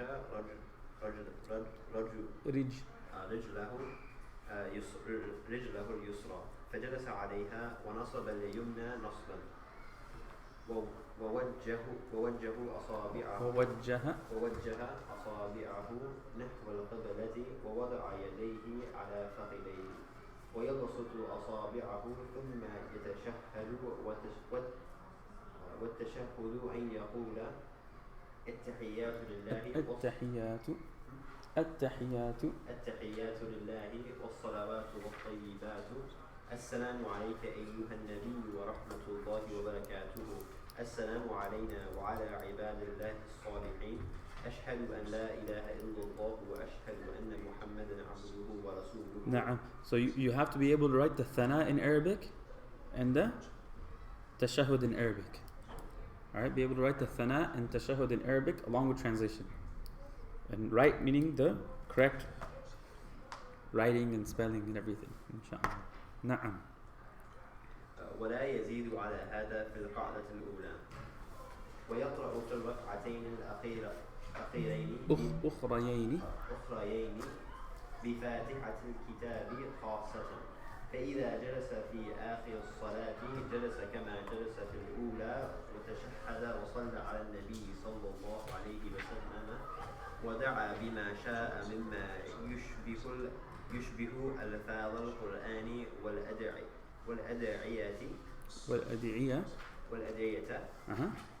والمأثورة الأدعية المأثورة ولا يدعو بها يشبه كلام ولا يدعو بما يشبه كلام الناس ثم يسلم عن يمينه ويقول السلام عليكم ورحمة الله ويسلم عن يساره مثل ذلك ويجهر بالقراءة في الفجر وفي الركعتين الأولين من المغرب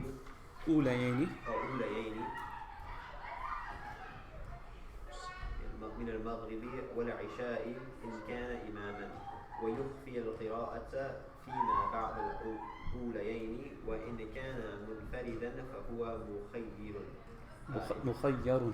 مخير إن شاء جهر وأسمع نفسه وإن شاء خافت ويخفي الإمام القراءة في الظهر والعصر والوتر 3 ركعات لا يفصل بينهن بسلام ويقنت في الثالثة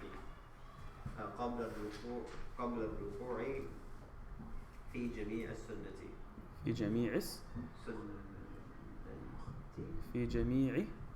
السنة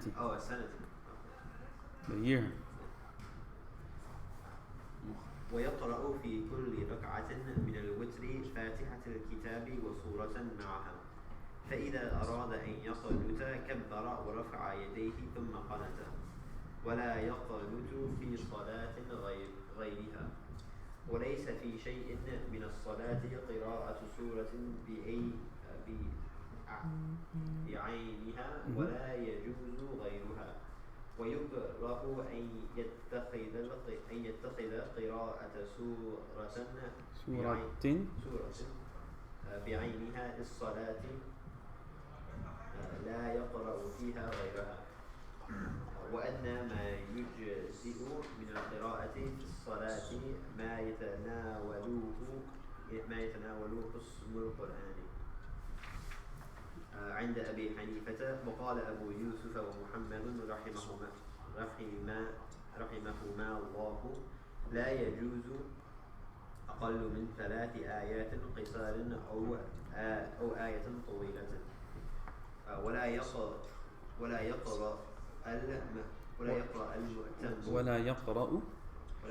المؤتم خلف الإمام ومن أراد الدخول في صلاة غيره يحتاج إلى نيتين نية الصلاة ونية Mutaba'ati. متابعتي. Good. Alright, when we're reading and listening, how much are you comprehending? Percentage. Muna, how much?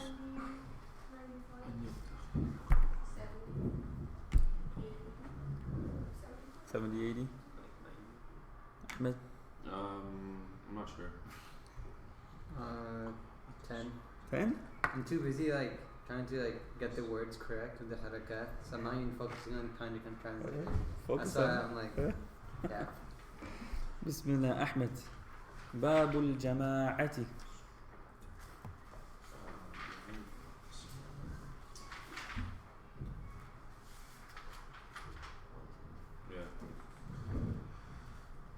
بسم الله الحمد لله والصلاة والسلام على رسول الله.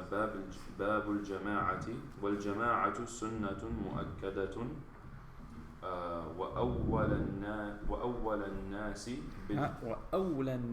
وأولى الناس بالإمامة أعلمهم بالسنة نعم. فإن تساووا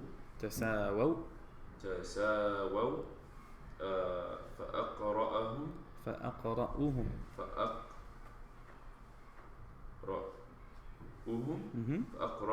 فإن تساووا فأورعهم فإن تساووا فأسنهم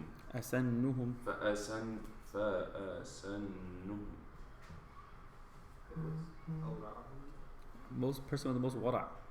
Most personal piety. نعم.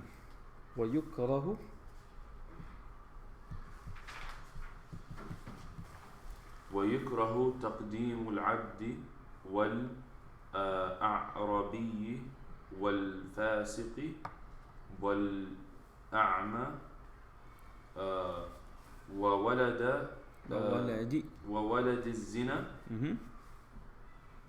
فإن تقدموا جاز. وينبغي للإمام أن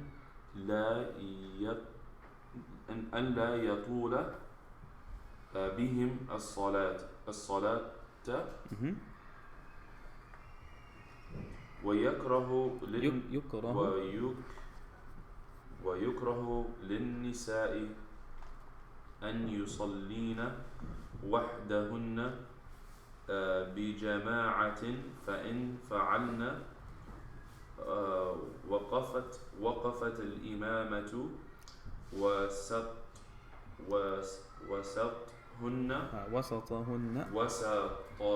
وسطهن كالعراة. ومن صلى مع واحد أقامه عن يمينه وإن كان اثنين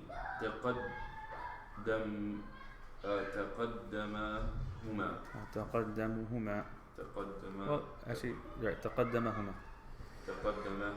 الحمد لله. يهديكم الله. نعم. باء ولا يجوز للرجال أن يقتدوا بامرأة أو صبي ويصف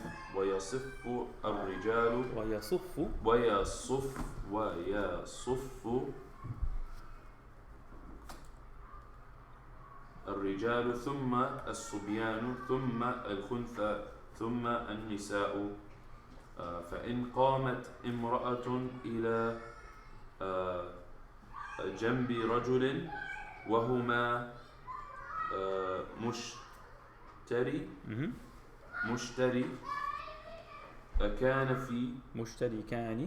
مشتركان في الصلاة واحدة فسدت صلاته. ويكره للنساء حضور الجماعة ولا بأس بأن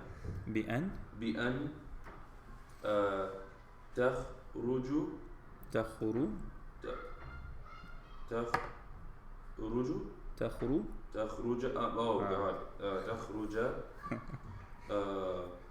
بالعجوز العجوز تخرج العجوز في الفجر والمغرب والعشاء عند أبي حنيفة رحمه الله.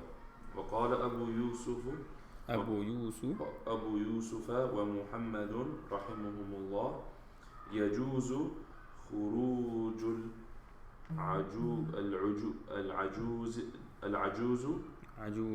العجوز في سائر الصلوات. نعم. ولا يصلي الطاهر خلف من به سلس البول ولا الطاهرة خلف المستحاضة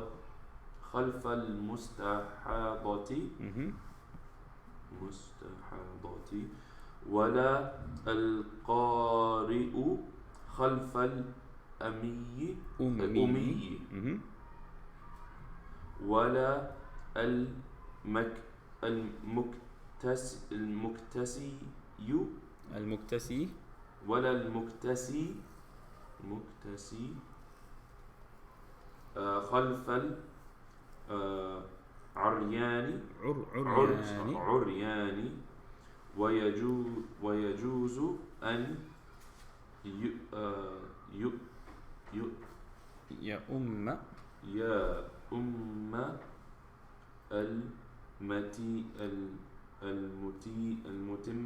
المتيمم والمتوضئين. ويجوز أن يؤم المتيمم المتوضئين.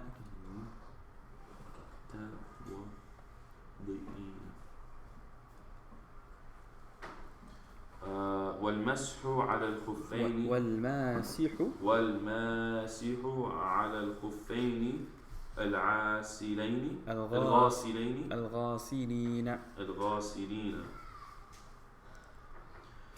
ويصلي القائم خلف القاعد ولا يصلي الذي يركع ويسجد خلف المومئ ولا يصلي المفترض خلف المتنفل ولا من يصلي فرضا خلف من يصلي فرضا آخر ويصلي المتنفل خلف المفترض نعم. خلف المفترض. يقرأ بسم الله كاشان. بسم الله. ومن اقتدى بإمام ثم علم أنه على غير طهارة أعاد الصلاة أعاد الصلاة.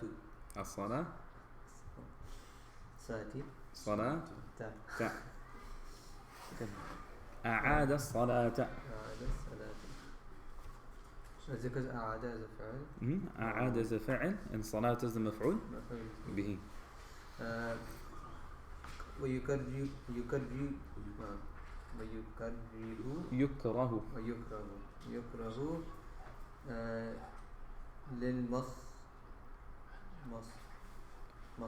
للمصلي أن يعبث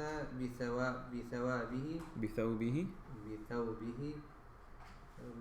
أو بجسده ولا يقلب الحصى إلا أن لا يمكنه السجود عليه فيسويه مرة فيسويه مرة واحدة ولا يفرق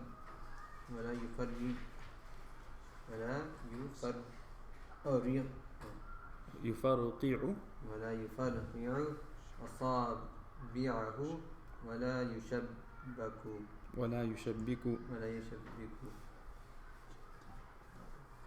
ولا يتخصر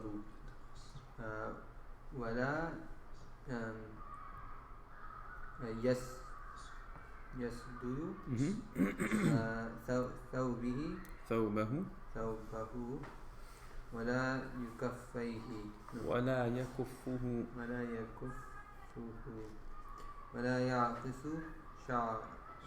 شعره ولا يلتفت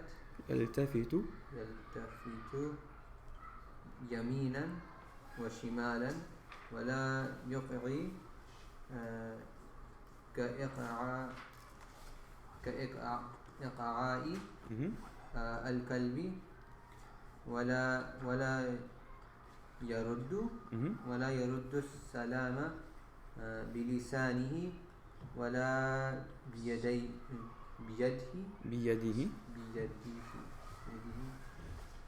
ولا يتربع إلا بعذر ولا يأكل ولا يشرب فإن سبقه الحدث انصرف وتوضأ وبنى على صلاته إن لم يكن إماما فإن كان إماما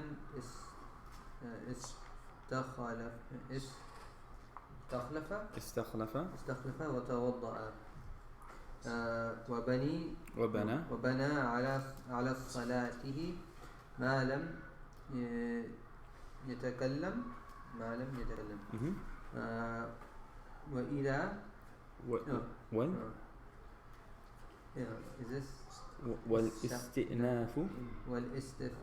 والاستئناف أفضل وإن نام فاحتلم أو جن أو أغمي عليه أو قهقه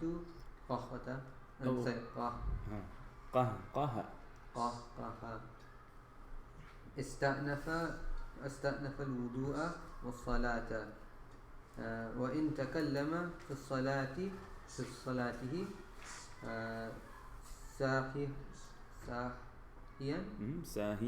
ساهيا أو عامدا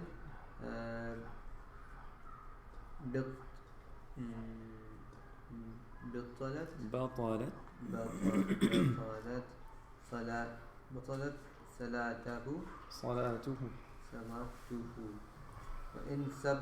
وإن سبقه الحدث بعدما قعد قدر تشهد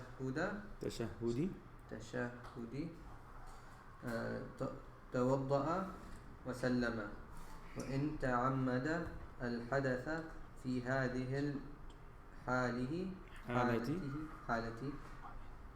أو تكلم أو عمل عملا ينافي الصلاة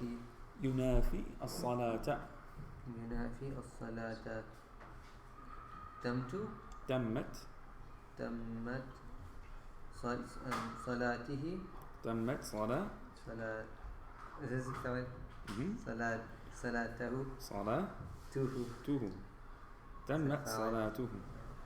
تمت صلاته وإن رأى المتيمم الماء في صلاته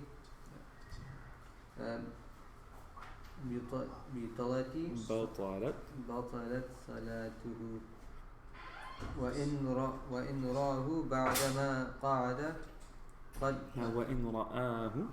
وإن رآه بعد ما قعد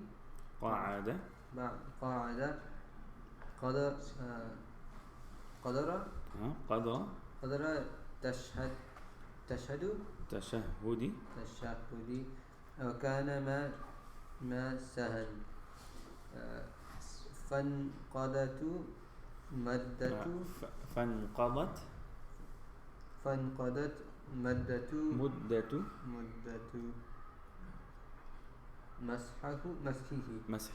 مسحه أو خلع خفيه بعمل قليل أو كان أميا فتعلم سورة أو عريانا فوجد ثوبا أو مومئا فقدر على الركوع والسجود أو تذكر أن عليه صلاة قبل هذه أو أحدث الإمام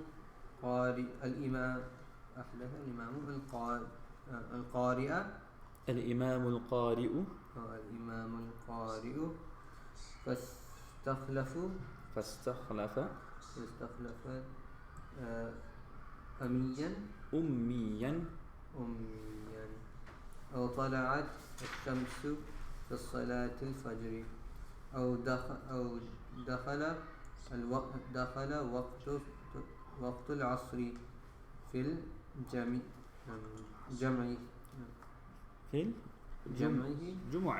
الجمعة أو كان ماسحا على الجبيرة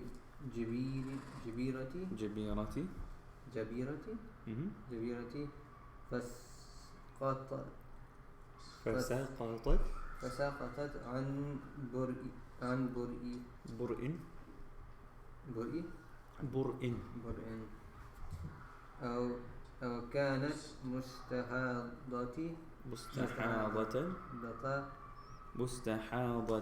مستحاضة فبرئت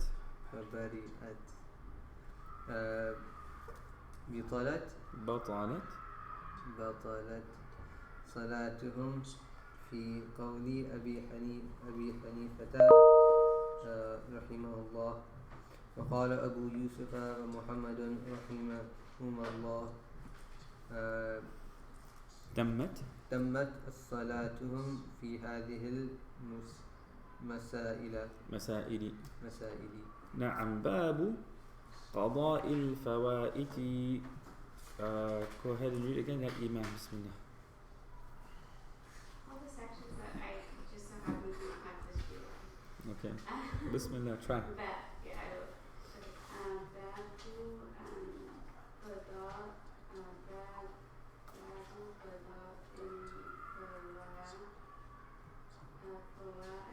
فوائتي.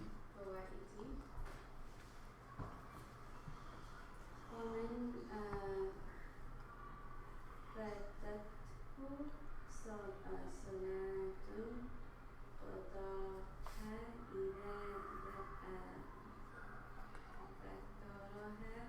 وقدمها على صلاة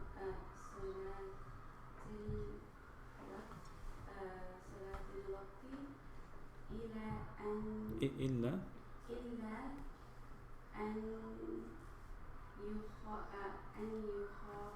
يخاف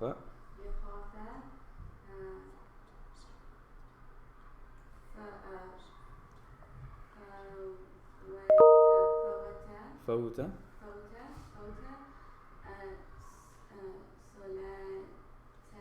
صلاة التي فيقدم صلاة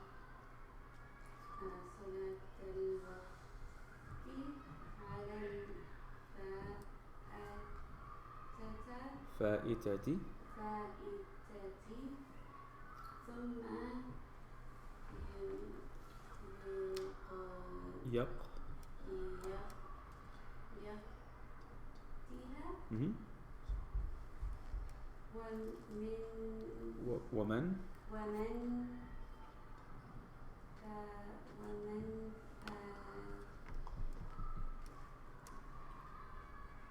فاتته صلوات ومن فاتته صلوات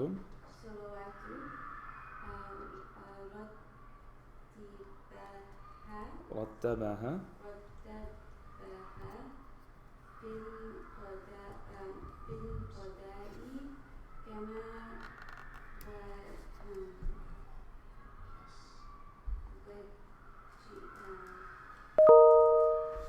كما وجبت في الأصل إلا أن تزيد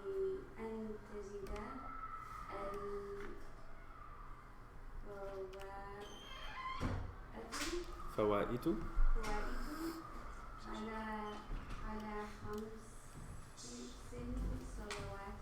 على خمس صلوات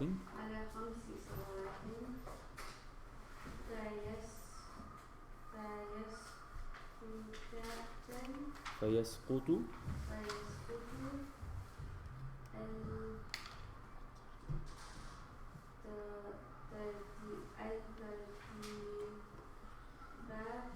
ترتيب نعم باب الأوقات التي تكره فيها الصلاة اقرأي يا منى بسم الله باب الأوقات التي تكره فيها الصلاة ولا يجوز الصلاة عند طلوع الشمس ولا عند غروبها إلا عصر يومه ولا عند قيامها في الظهيرة ولا يصلي على جنازة ولا يسجد للتلاوة ويكره أن يتنفل بعد صلاة الفجر حتى تطلع الشمس وبعد صلاة العصر حتى تغرب الشمس ولا بأس بأن يصلي في هذين الوقتين الفوائت ويسجد للتلاوة ويصلي على الجنازة ولا يصلي ركعتي الطواف ويكره أن يتنفل بعد طلوع الفجر بأكثر من ركعتي الفجر ولا يتنفل قبل المغرب. نعم باب النوافل باب النوافل السنة في الصلاة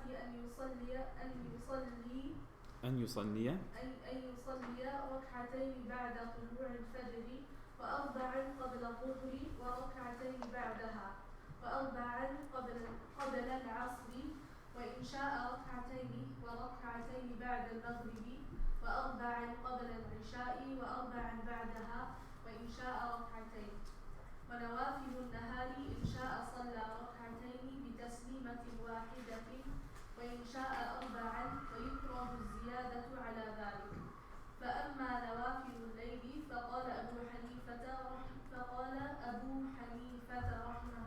رحمه الله إن صلى 8 ركعات بتسليمة واحدة جاز ويكره الزيادة على ذلك وقال أبو يوسف ومحمد رحمهما الله لا يزيد بالليل على ركعتين بتسليمة واحدة والقراءة واجبة في الركعتين الأوليين وهو مخير في الأخريين إن شاء قرأ الفاتحة وإن شاء سكت وإن شاء سبح والقراءة واجبة في جميع ركعات النفل وفي جميع الوتر ومن دخل في صلاة النفل ثم أفسدها قضاها وإن صلى 4 ركعات وقعد في الأوليين ثم أفسد الأخريين قضى ركعتين وقال أبو يوسف رحمه الله يقضي 4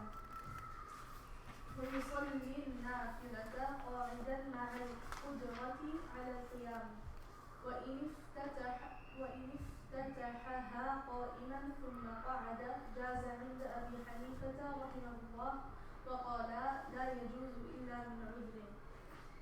ومن كان خارج المصر يتنفل على دابته إلى أي جهة توجهت يومئ إيماء.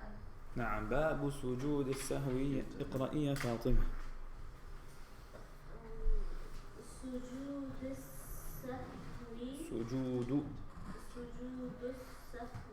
واجب في الزيادة والنقصان بعد السلام. يسجد سجدتين ثم يتشهد ويسلم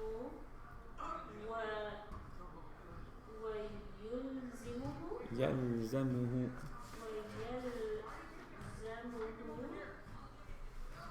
سجود السهو إذا زاد في صلاته فعلا من جنسها ليس منها، أو ترك فعلا مسنونا، أو ترك قراءة فاتحة الكتاب، أو قنوت، أو تشهد، أو تكبيرات العيدين، أو جهر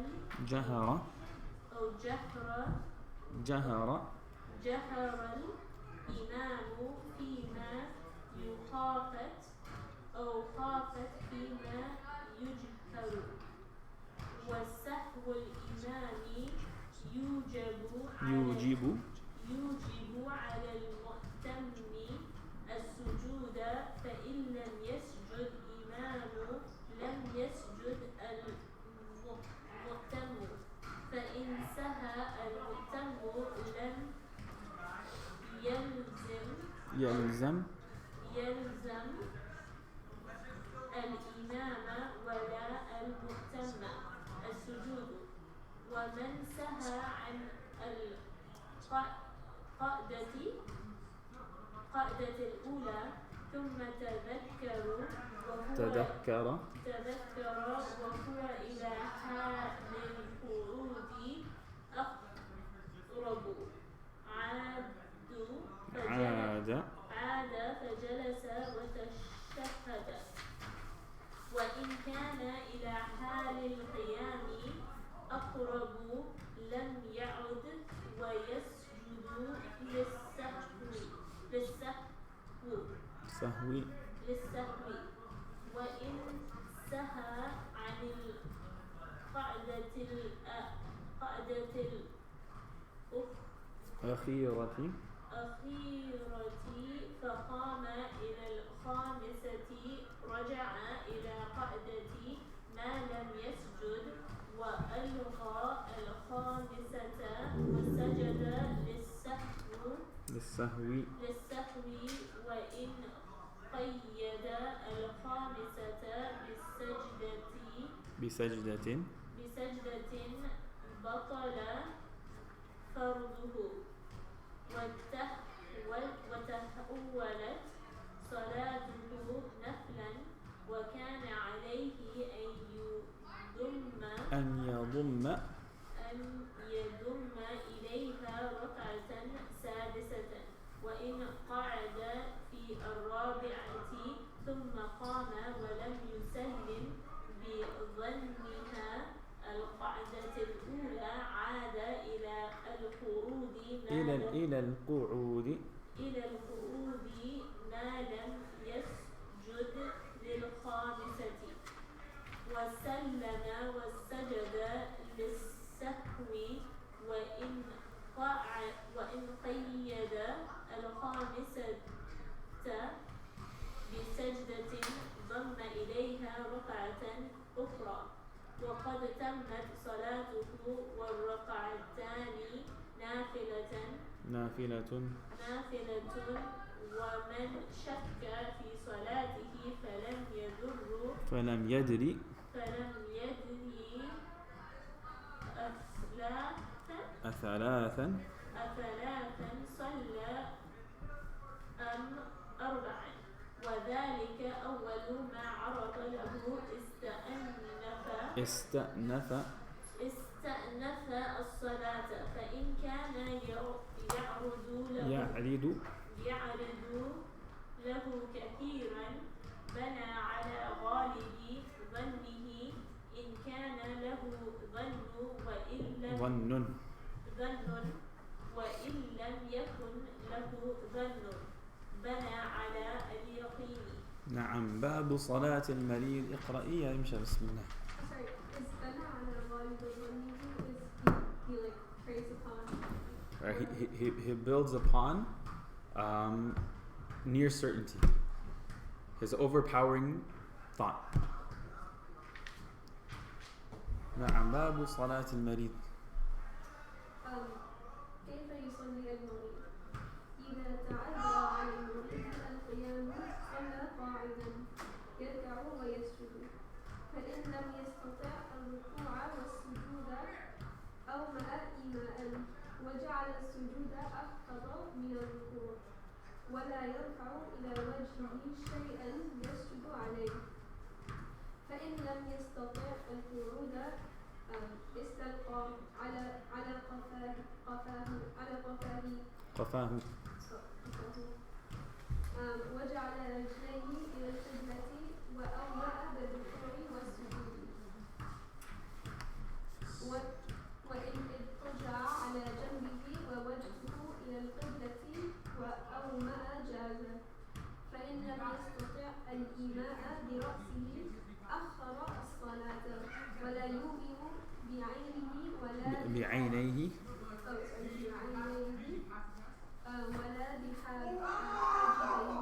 ولا بقلبه، فإن قدر على القيام ولم يقدر على الركوع والسجود لم يلزمه القيام، وجاز أن يصلي قاعدا يومئ إيماء، فإن صلى الصحيح بعد صلاته قائما ثم حدث به مرض أتمها قاعدا يركع ويسجد ويومئ إيماء إن لم يستطع الركوع والسجود، أو مستلقيا إن لم يستطع القعود، ومن صلى قاعدا يركع ويسجد بمرض ثم صح بنى على صلاته قائما، فإن صلى بعد صلاته بإيمان ثم قدر على الركوع والسجود استأنف الصلاة، ومن أغمي عليه 5 صلوات فما دونها قضاها إذا صح، وإن فاتته بالإغماء أكثر من ذلك لم يقضي. نعم. باب سجود التلاوة. واصل. keep going. آيات السجدة. في القرآن 14 سجدة، في آخر الأعراف وفي الرعد وفي النحل وفي بني إسرائيل ومريم، والأولى في الحج والفرقان والنمل وألف لام ميم تنزيل وصاد وحاميم السجدة والنجم والانشقاق والعلق. والسجود واجب في هذه المواضع على التالي والسامع سواء قصد سماع القرآن أو لم يقصد، فإذا تلا الإمام آية السجدة سجدها وسجد المأموم معه، فإن تلا المأموم لم يلزم الإمام ولا مأموم السجود، وإن سمعوا وهم في الصلاة آية سجدة من رجل ليس معهم في الصلاة لم يسجدوها في الصلاة وسجدوها بعد الصلاة، فإن سجدوها في الصلاة لم تجزهم ولم تفسد صلاتهم. ومن تلا آية سجدة خارج الصلاة ولم يسجدها حتى دخل في الصلاة فتلاها وسجد لهما أجزأته السجدة عن التلاوتين. وإن تلاها في غير الصلاة فسجدها ثم دخل في الصلاة فتلاها سجدها ثانيا لهما ولم تجزئه السجدة الأولى.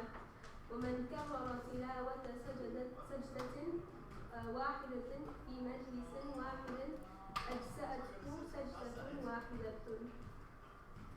ومن أراد السجود كبر ولم يرفع يديه وسجد ثم كبر ورفع رأسه ولا تشهد عليه ولا سلام. نعم يا حمزة. باب صلاة المسافر. باب صلاة المسافر. السفر الذي يتغير به الأحكام هو أن يقصد الإنسان موضعا بينه وبين المقصد مسيرة 3 أيام بسير الإبل ومشي الأقدام، ولا معتبر في ذلك بالسير في الماء. وفرض المسافر عندنا في كل صلاة رباعية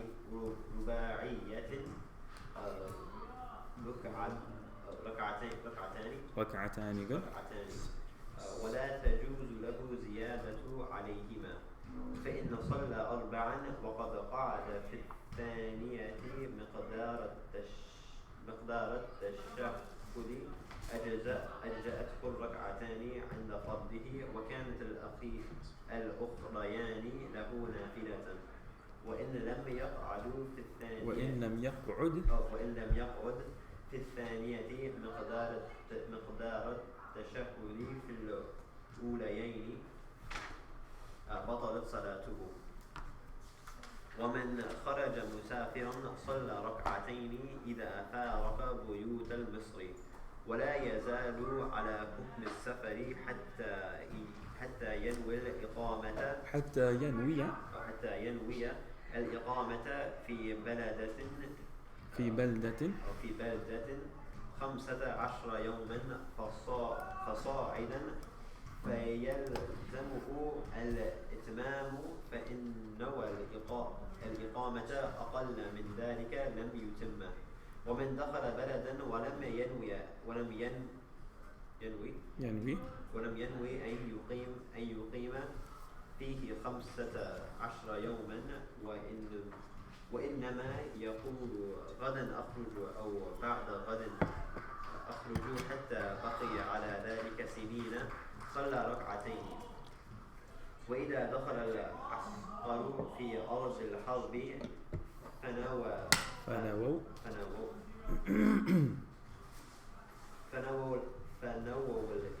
فنووا الإقامة 15 يوما لم يتموا الصلاة.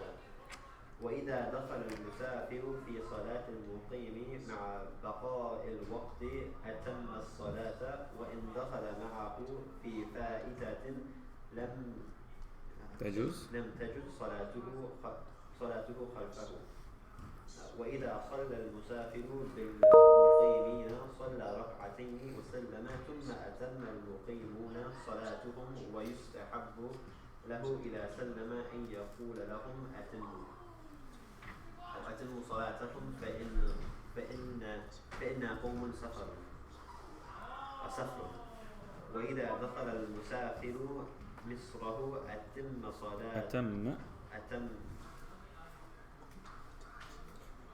أتم صلاة وإن لم ينوي الإقامة فيه. ومن كان له وطن فانتقل عنه واستوطن غيره ثم سافر، فدخل وطنه الأول لم يتم الصلاة. وإذا نوى المسافر أن يقيم بمكة ومنى 15 يوما لم يتم الصلاة. والجمع بين صلاتين للمسافر يجوز فعلا ولا يجوز وقتا. وتجوز الصلاة في سفينة قاعدا على في سفينة قاعدا على كل حال عند أبي حنيفة، وعندهما لا تجوز إلا بعذر. ومن فاتته صلاة في السفر قضاها في الحضر ركعتين. ومن فاتته صلاة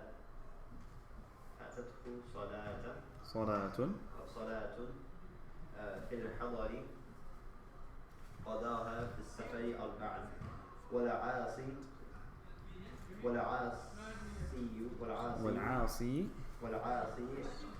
والمطيع في السفر في الرخصة سواء. Good. All right.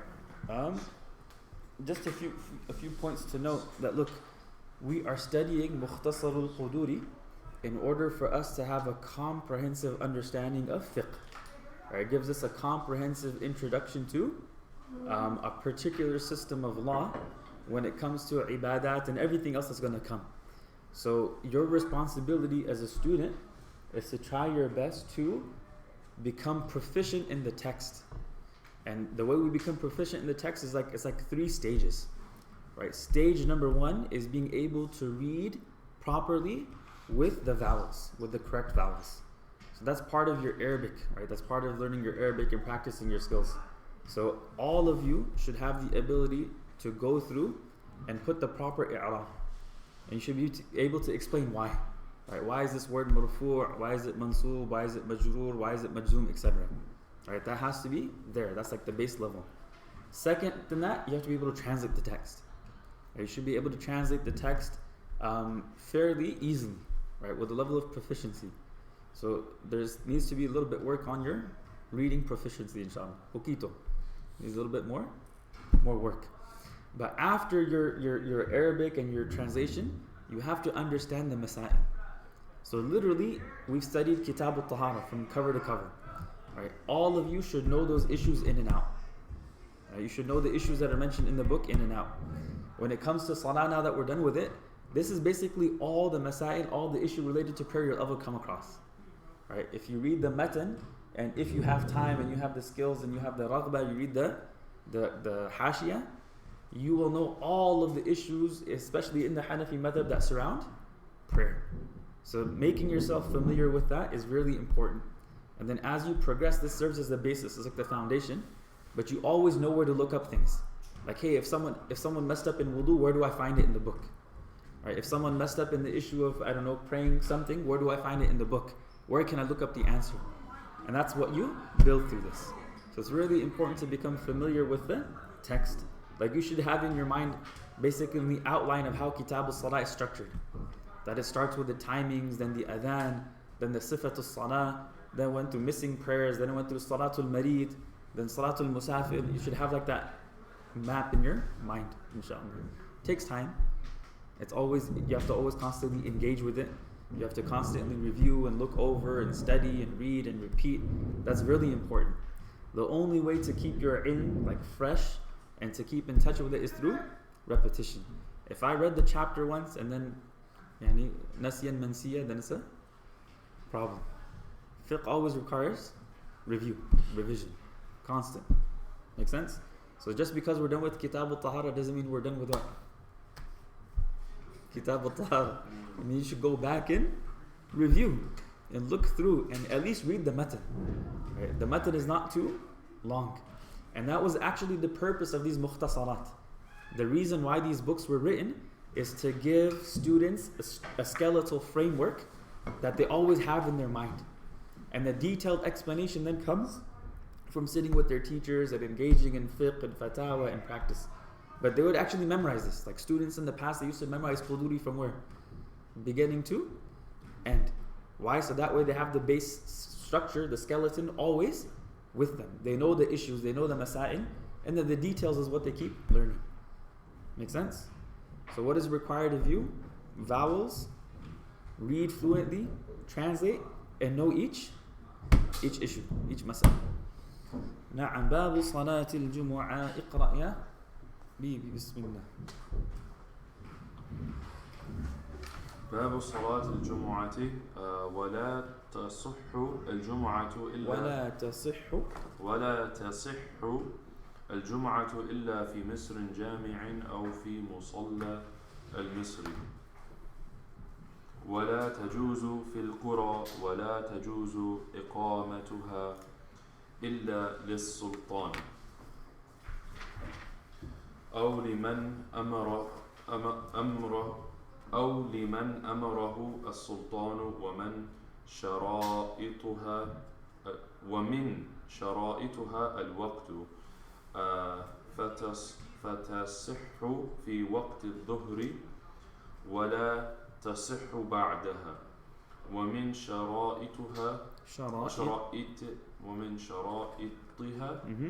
شرائطها الخطبة قبل الصلاة يخطب الإمام خطبتين يفصل بينهما بقعدة ويخطب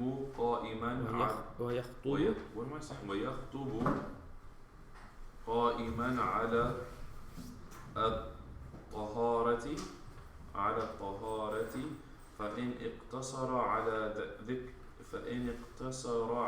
ذكر الله تعالى جاز عند أبي حنيفة رحمه الله وقال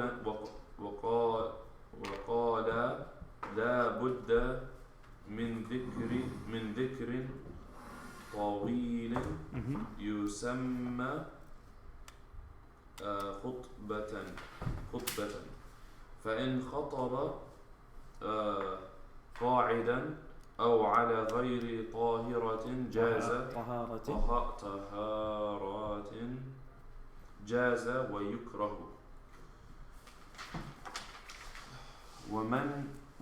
ومن شرائطها الجماعة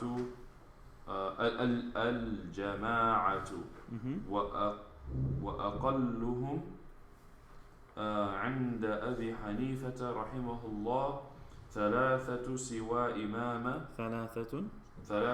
سوى الإمام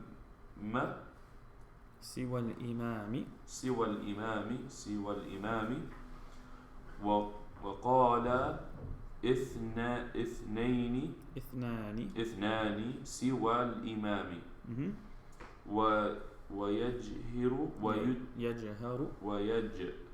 ويجهر الإمام بقراءته في الركعتين وليس فيهما قراءة سورة بعينها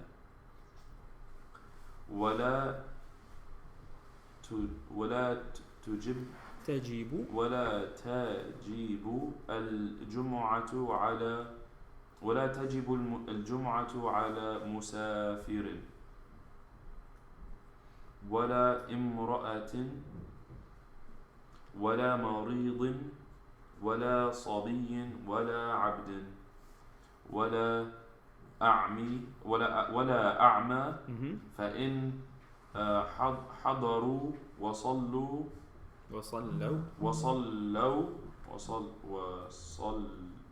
there's a fatha on the lam? Okay, move that one. وصلوا مع الناس أجزاءهم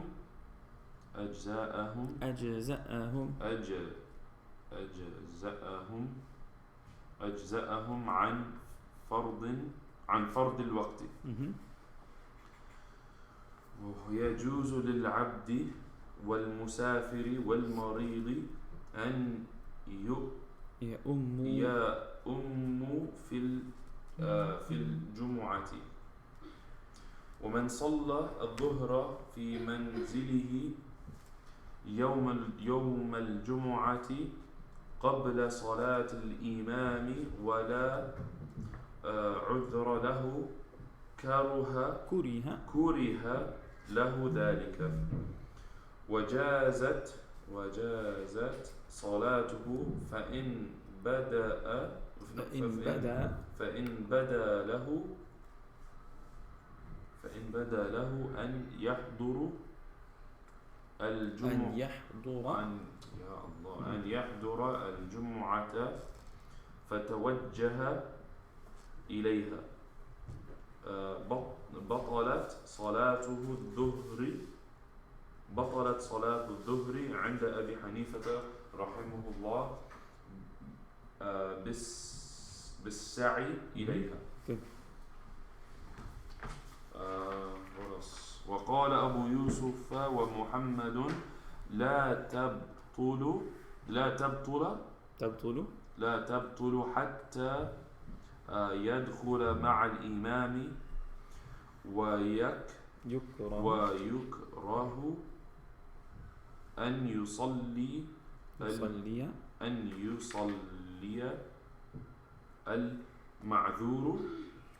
المعذور الظهر بجماعة يوم الجمعة وكذلك أهل السجن ومن أدرك الإمام يوم الجمعة صلى معه وما أدرك وبنى عليها الجمعة وإن أدركه في التشهد أو في السجود السهو بنى عليها الجمعة عند أبي حنيفة وأبو يوسف وأبي يوسف رحمهم الله. وقال محمد إن أدرك معه أكثر الركعة الثانية right أكثر الركعة الثانية بنى عليها الجمعة وإن أدرك معه أقلها بنى عليها الظهر. وإذا خرج الإمام يوم الجمعة ترك الناس الصلاة والكلام حتى يفرغ من خطبته وقال لا بأس بأن يتكلم ما لم يبدأ ما لم يبدأ بالخطبة. وإذا أذن المؤذنون يوم الجمعة الأذان الأول ترك الناس البيع والشراء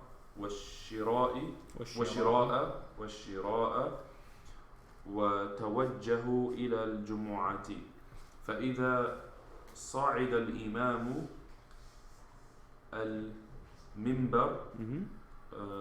المنبر جلس وأذن المؤذنون بين يدي المنبر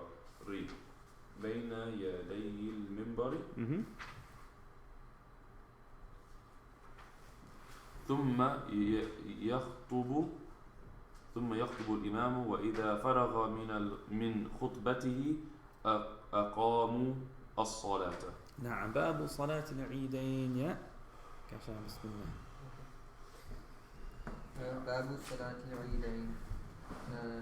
يستحب يوم الفطر أن يطعم الإنسان شيئا قبل الخروج إلى مصلى ويغتسل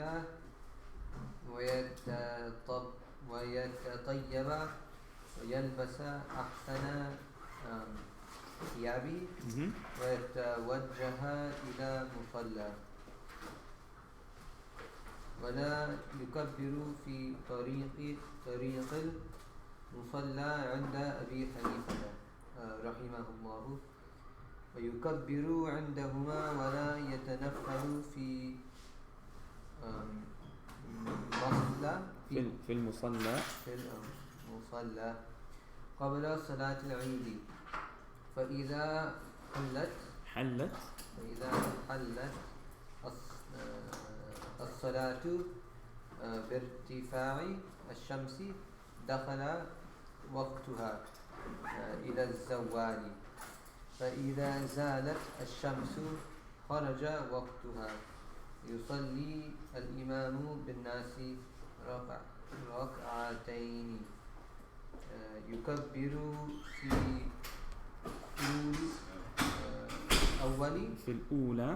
في الأولى تكبيرة الإحرام وثلاثا بعدها ثم يقرأ فاتحة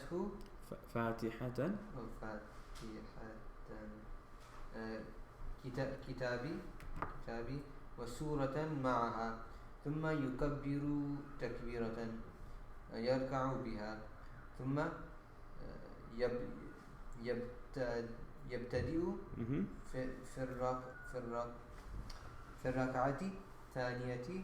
في الركعة الثانية بالقراءة فإذا فرغ من قراءة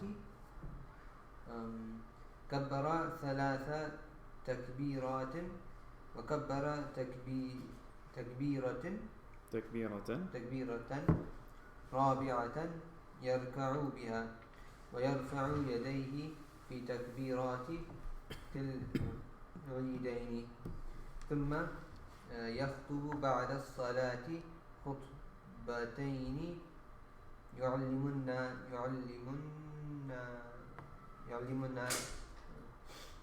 الناس فيها صدقة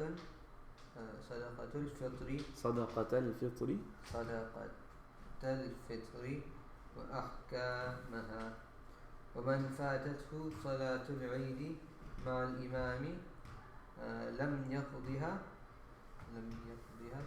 فإن غم الهلال عن الناس وشهدوا عند الإمام برؤية الهلال بعد الزوال صلى العيد من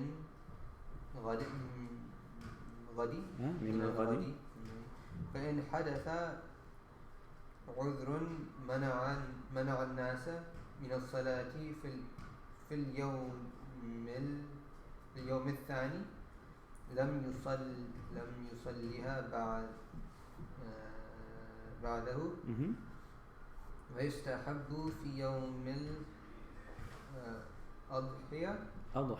الأضحى أن يغتسل ويتطيب ويؤخر الأكل حتى يفرغ من الصلاة ويتوجه إلى مصلى وهو يكبر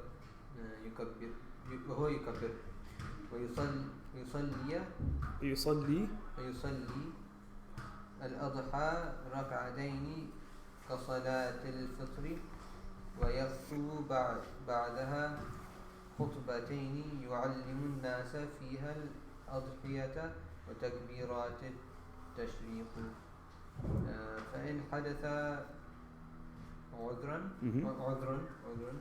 منع الناس من الصلاة يوم الأضحى صلاها من الغد وبعد الغد ولا يصليها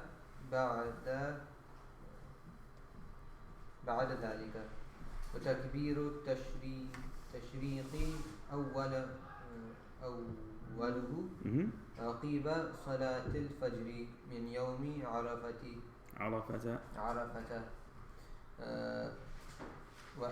وآخره عقب صلاة العصر من يوم النحر عند أبي حنيفة وقال أبو يوسف ومحمد رحمهما الله إلى صلاة العصر من آخر أيام تشريق وتكبير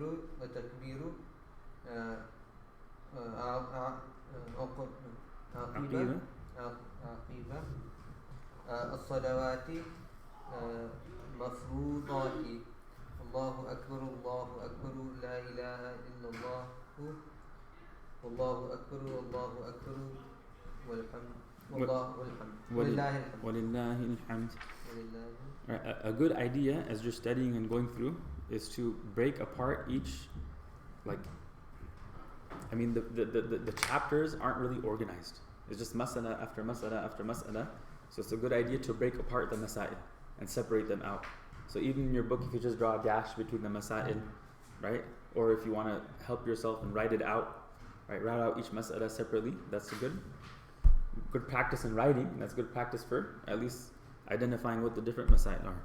Now, باب صلاة الكسوف إذا انكسفت الشمس صلى الإمام بالناس ركعتين كهيئة النافلة في كل ركعة ركوع واحد ويطول القراءة فيهما ويخفي عند أبي حنيفة رحمه الله وقال أبو يوسف ومحمد رحمهم الله يجهر ثم يدعو بعدها حتى تنجلي الشمس ويصلي بالناس الإمام الذي يصلي بهم الجمعة فإن لم يحضر الإمام صلاها بالناس فرادا وليس في خسوف القمر جماعة وإنما يصلي كل واحد بنفسه وليس في الكسوف خطبة. باب صلاة الاستسقاء. قال أبو حنيفة رحمه الله ليس في الاستسقاء صلاة مسنونة بالجماعة فإن صلى الناس وحدانا جاز وإنما الاستسقاء الدعاء والاستغفار. وقال أبو يوسف ومحمد رحمهم الله يصلي الإمام الركعتين يجهر فيهما بالقراءة ثم يخطب ويستقبل القبلة بالدعاء ويقلب الإمام رداءه. Or you can say يقلب, both. Right? You could be قلب يقلب or قلب يقلب. ويقلب الإمام رداءه ولا يقلب القوم أرديتهم ولا يحضر أهل الذمة للاستسقاء. باب قيام شهر رمضان. يستحب أن يجتمع الناس في شهر رمضان بعد العشاء فيصلي بهم إمامهم 5 ترويحات في كل ترويحة تسليمتان ويجلس بين كل ترويحتين مقدار ترويحة ثم يوتر بهم ولا يصلي الوتر بجماعة في غير شهر رمضان. باب صلاة الخوف. إذا اشتد الخوف جعل الإمام الناس طائفتين طائفة إلى وجه العدو وطائفة خلفه فيصلي بهذه الطائفة ركعة وسجدتين فإذا رفع رأسه من السجدة الثانية مضت هذه الطائفة إلى وجه العدو وجاءت تلك الطائفة فيصلي بهم الإمام ركعة وسجدتين وتشهد وسلم ولم يسلموا وذهبوا إلى وجه العدو وجاءت الطائفة الأولى فصلوا وحدانا ركعة وسجدتين بغير قراءة وتشهدوا وسلموا ومضوا إلى وجه العدو وجاءت الطائفة الأخرى وصلوا ركعة وسجدتين بقراءة وتشهدوا وسلموا فإن كان مقيما صلى بالطائفة الأولى ركعتين وبالثانية ركعتين ويصلي بالطائفة الأولى ركعتين من المغرب وبالثانية ركعة ولا يقاتلون في حال الصلاة فإن فعلوا ذلك بطلت صلاتهم وإن اشتد الخوف صلوا ركبانا وحدانا يومئون بالركوع والسجود إلى أي جهة شاءوا إذا لم يقدروا على التوجه إلى القبلة. باب الجنائز. اقرأ يا منى بسم الله. باب الجنائز إذا حضر الرجل وجه إلى القبلة على شقه الأيمن ولقن الشهادتين وإذا مات شدوا لحييه وغمضوا عينيه فإذا أرادوا غسله ووضعوه على سرير وجعلوا على عورته خرقة ونزعوا ثيابه ووضعوه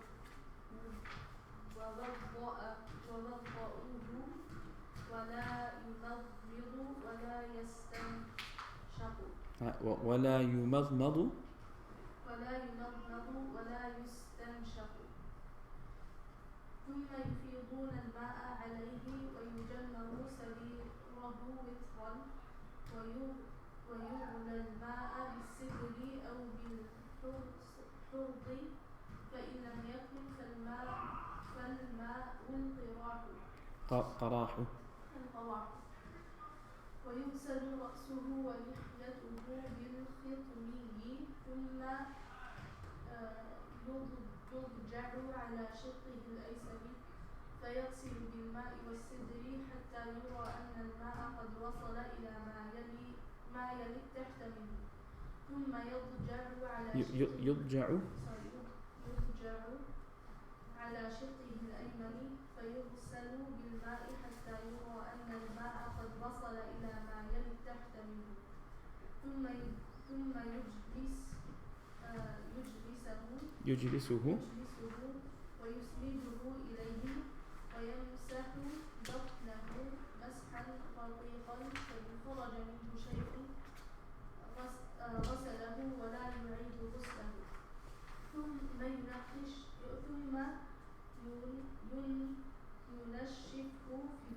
ينشفه في ثوب ويدرج في أكفانه ويجعل الحلوق على رأسه ولحيته والكافور على مساجده والسنة أن يكفن الرجل في 3 أثواب إزار وقميص ولفافة فإن اقتصروا على ثوبين جاز وإذا أرادوا لف اللفافة عليه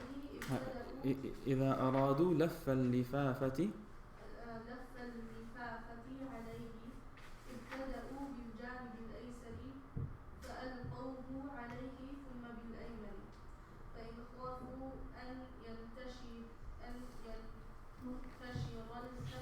عليه عقدوه وتكفن المرأة في 5 أثواب إزار وقميص وخمار وخرقة تربط به ثدياها ولفافة فإن اقتصروا على 3 أثواب جاز ويكون الخمار فوق القميص تحت اللفافة ويجعل شعرها على صدرها ولا يسرح شعر الميت ولا لحيته ولا يقص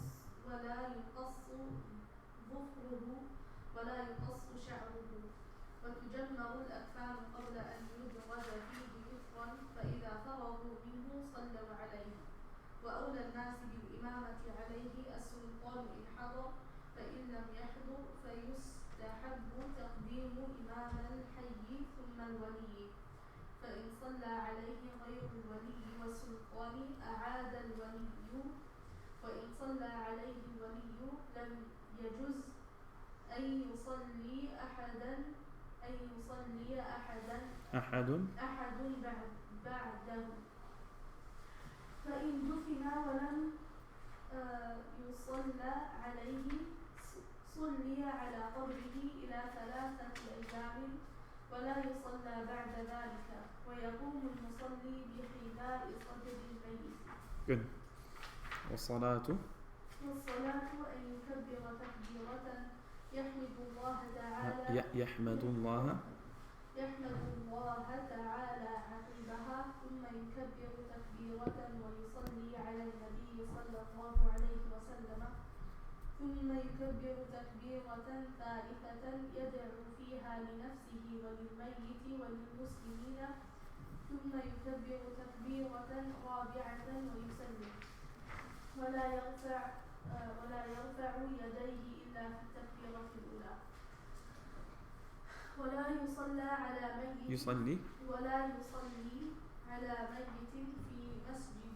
في مسجد جماعة فإذا حملوه على سريره أخذوا بقوائمه الأربع ويمشون به مسرعين دون الخبر فإذا بلغوا على قبره إلى قبره كره للناس أن يجلسوا قبل أن يوضع من أعناق الرجال ويحفر القبر ويدخل الميت ويلحد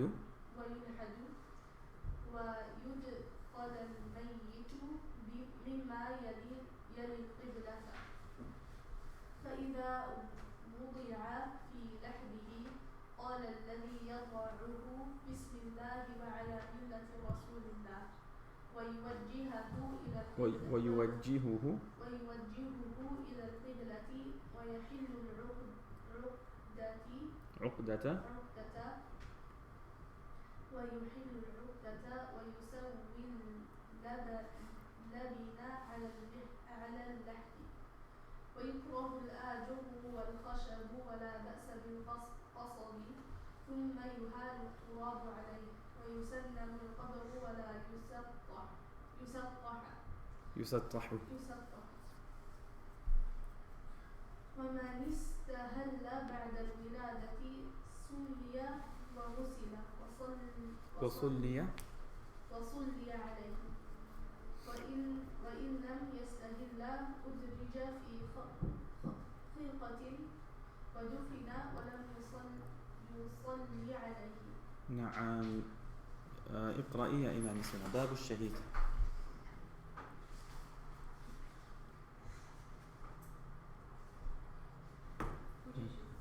إمام. بسم الله. نعم. باب الشهيد.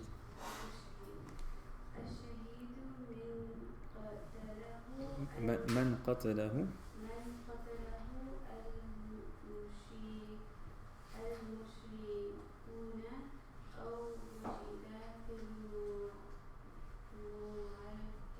في معركة وبه أثر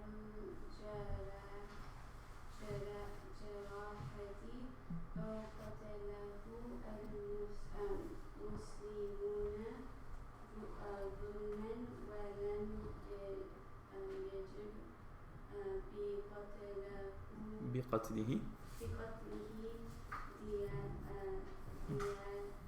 دية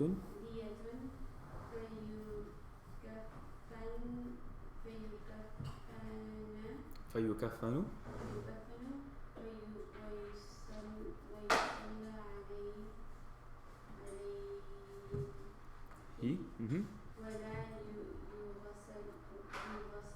ولا يغسل وإذا استشهد الجند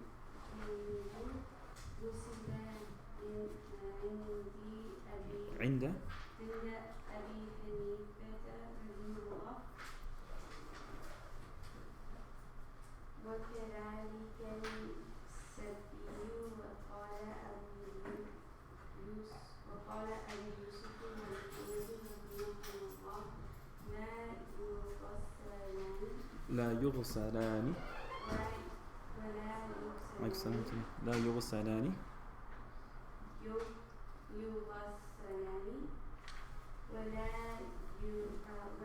يغسل عن الشهيد دمه ولا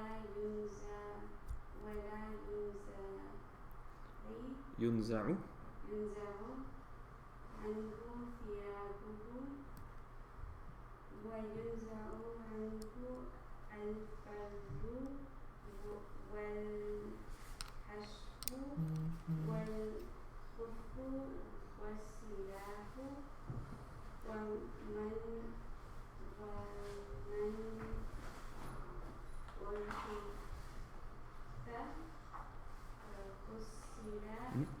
ومن ارتث غسل والارتثاث أن يأكل أو يشرب أو يداوي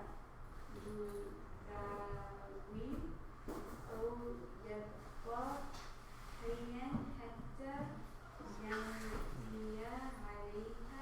عليه وقت صلاة وهو يأكل أو ينقل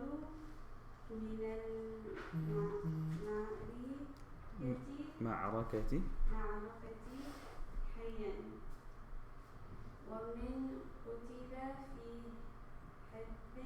ومن قتل في حرب ومن قتل من قتل في حرب أو قصاص غسل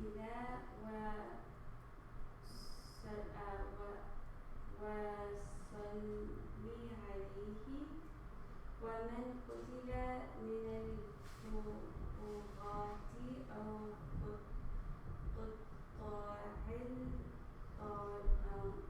طريق لم يصلى عليه. نعم. باب الصلاة في الكعبة يا فاطمة بسم الله. الصلاة في الكعبة جائزة فرضها ونفلها فإن صلى الإمام فيها بجماعة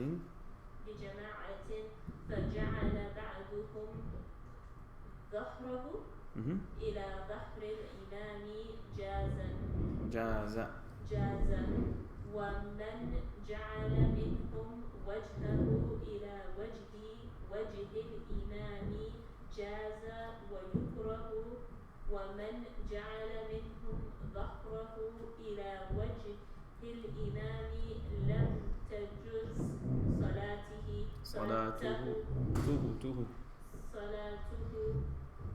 وإذا صلى الإمام في المسجد الحرام تحلق الناس حول الكعبة وصلوا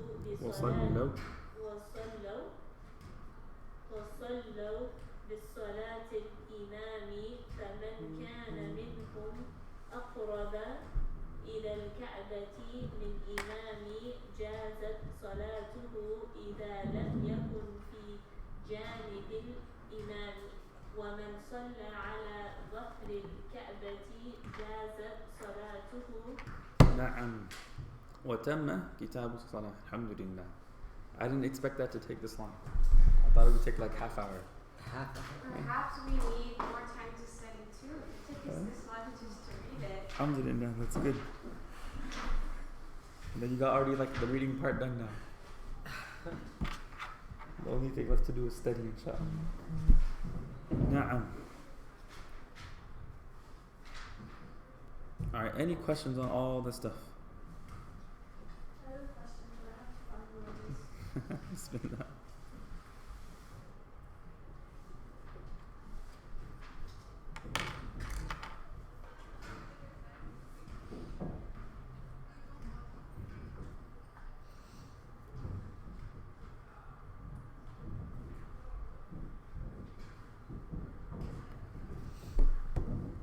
So there's one place, I think in this version, I don't remember what it's about. I'm still trying to find it, but basically, I think the version that I have, it says, Imam Abu Hanifa and Muhammad agree on something, and Abu Yusuf says something else. Yeah. But in your version, it's just Abu Hanifa and Muhammad. It doesn't say Muhammad, did it? Yeah. It says Waqala in yours. Yeah. And mine just says وقال.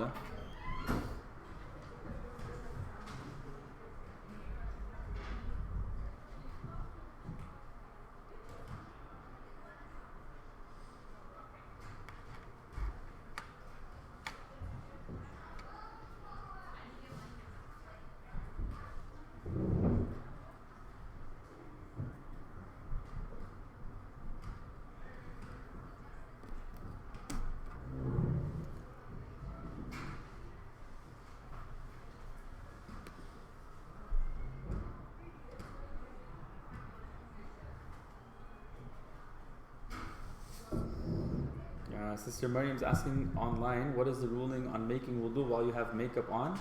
Must you take it off completely for wudu? Water has to reach the skin. So if the makeup prevents the water from touching the skin, then it has to be removed.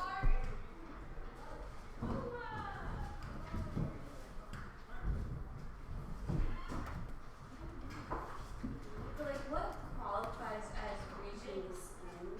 Like the surface of the skin actually touches the surface. So a lot of it is just like a cream, right? Yeah. So it won't necessarily come off. Like the cream gets absorbed in your skin anyways. It gets absorbed in your skin, but it's still like on your face. But like water can also see through it. Yeah. But like it's still on your. So does it have to entail like it coming off? No, as long as this is touching your skin. Like as long as water touches the skin, it counts.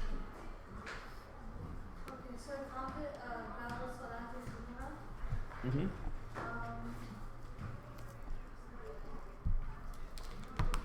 So it's talking about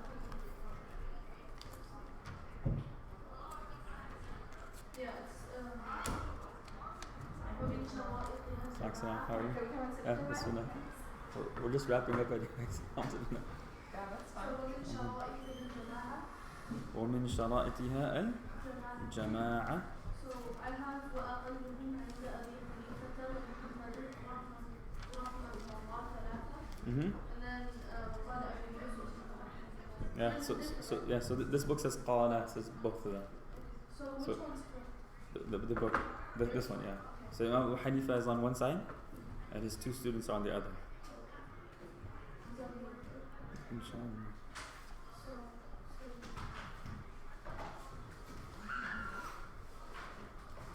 Alright, so inshallah quiz on Wednesday. Inshallah. Any other questions? Actually, because of the makeup question, another question. So like when guys wear like hair, like gel, like straight up gel, like the one that like hardens completely, does water seep through that? I'm not sure if it's permeable or not. I'm guessing it is. So as long as that 1/4 of the head gets wiped, it still counts. Okay. So does it matter where the 1/4 is? Because No, usually they'll put it right it doesn't matter where the one. I mean, the 1/4, any part of 1/4 of the head has to be wiped. Alright, and then Sister Maryam's going off that. She's saying someone actually made an analogy of making up or wiping with socks. So that they say this is qiyas ma'al fariq. This analogy doesn't work. Right? Some people are arguing that like you can wipe over your socks, so you should be able to wipe over other parts of the body if it's being covered, like your face. Right? But the counter to that is that we're allowed to wipe over socks because the Prophet explicitly said so and granted permission for it, and that's something that is restricted to whatever the text says. So you don't go beyond what the text says.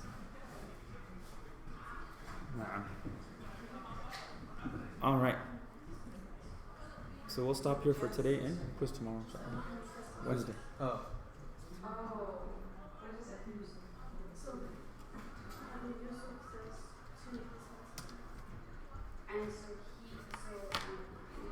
also says is abused.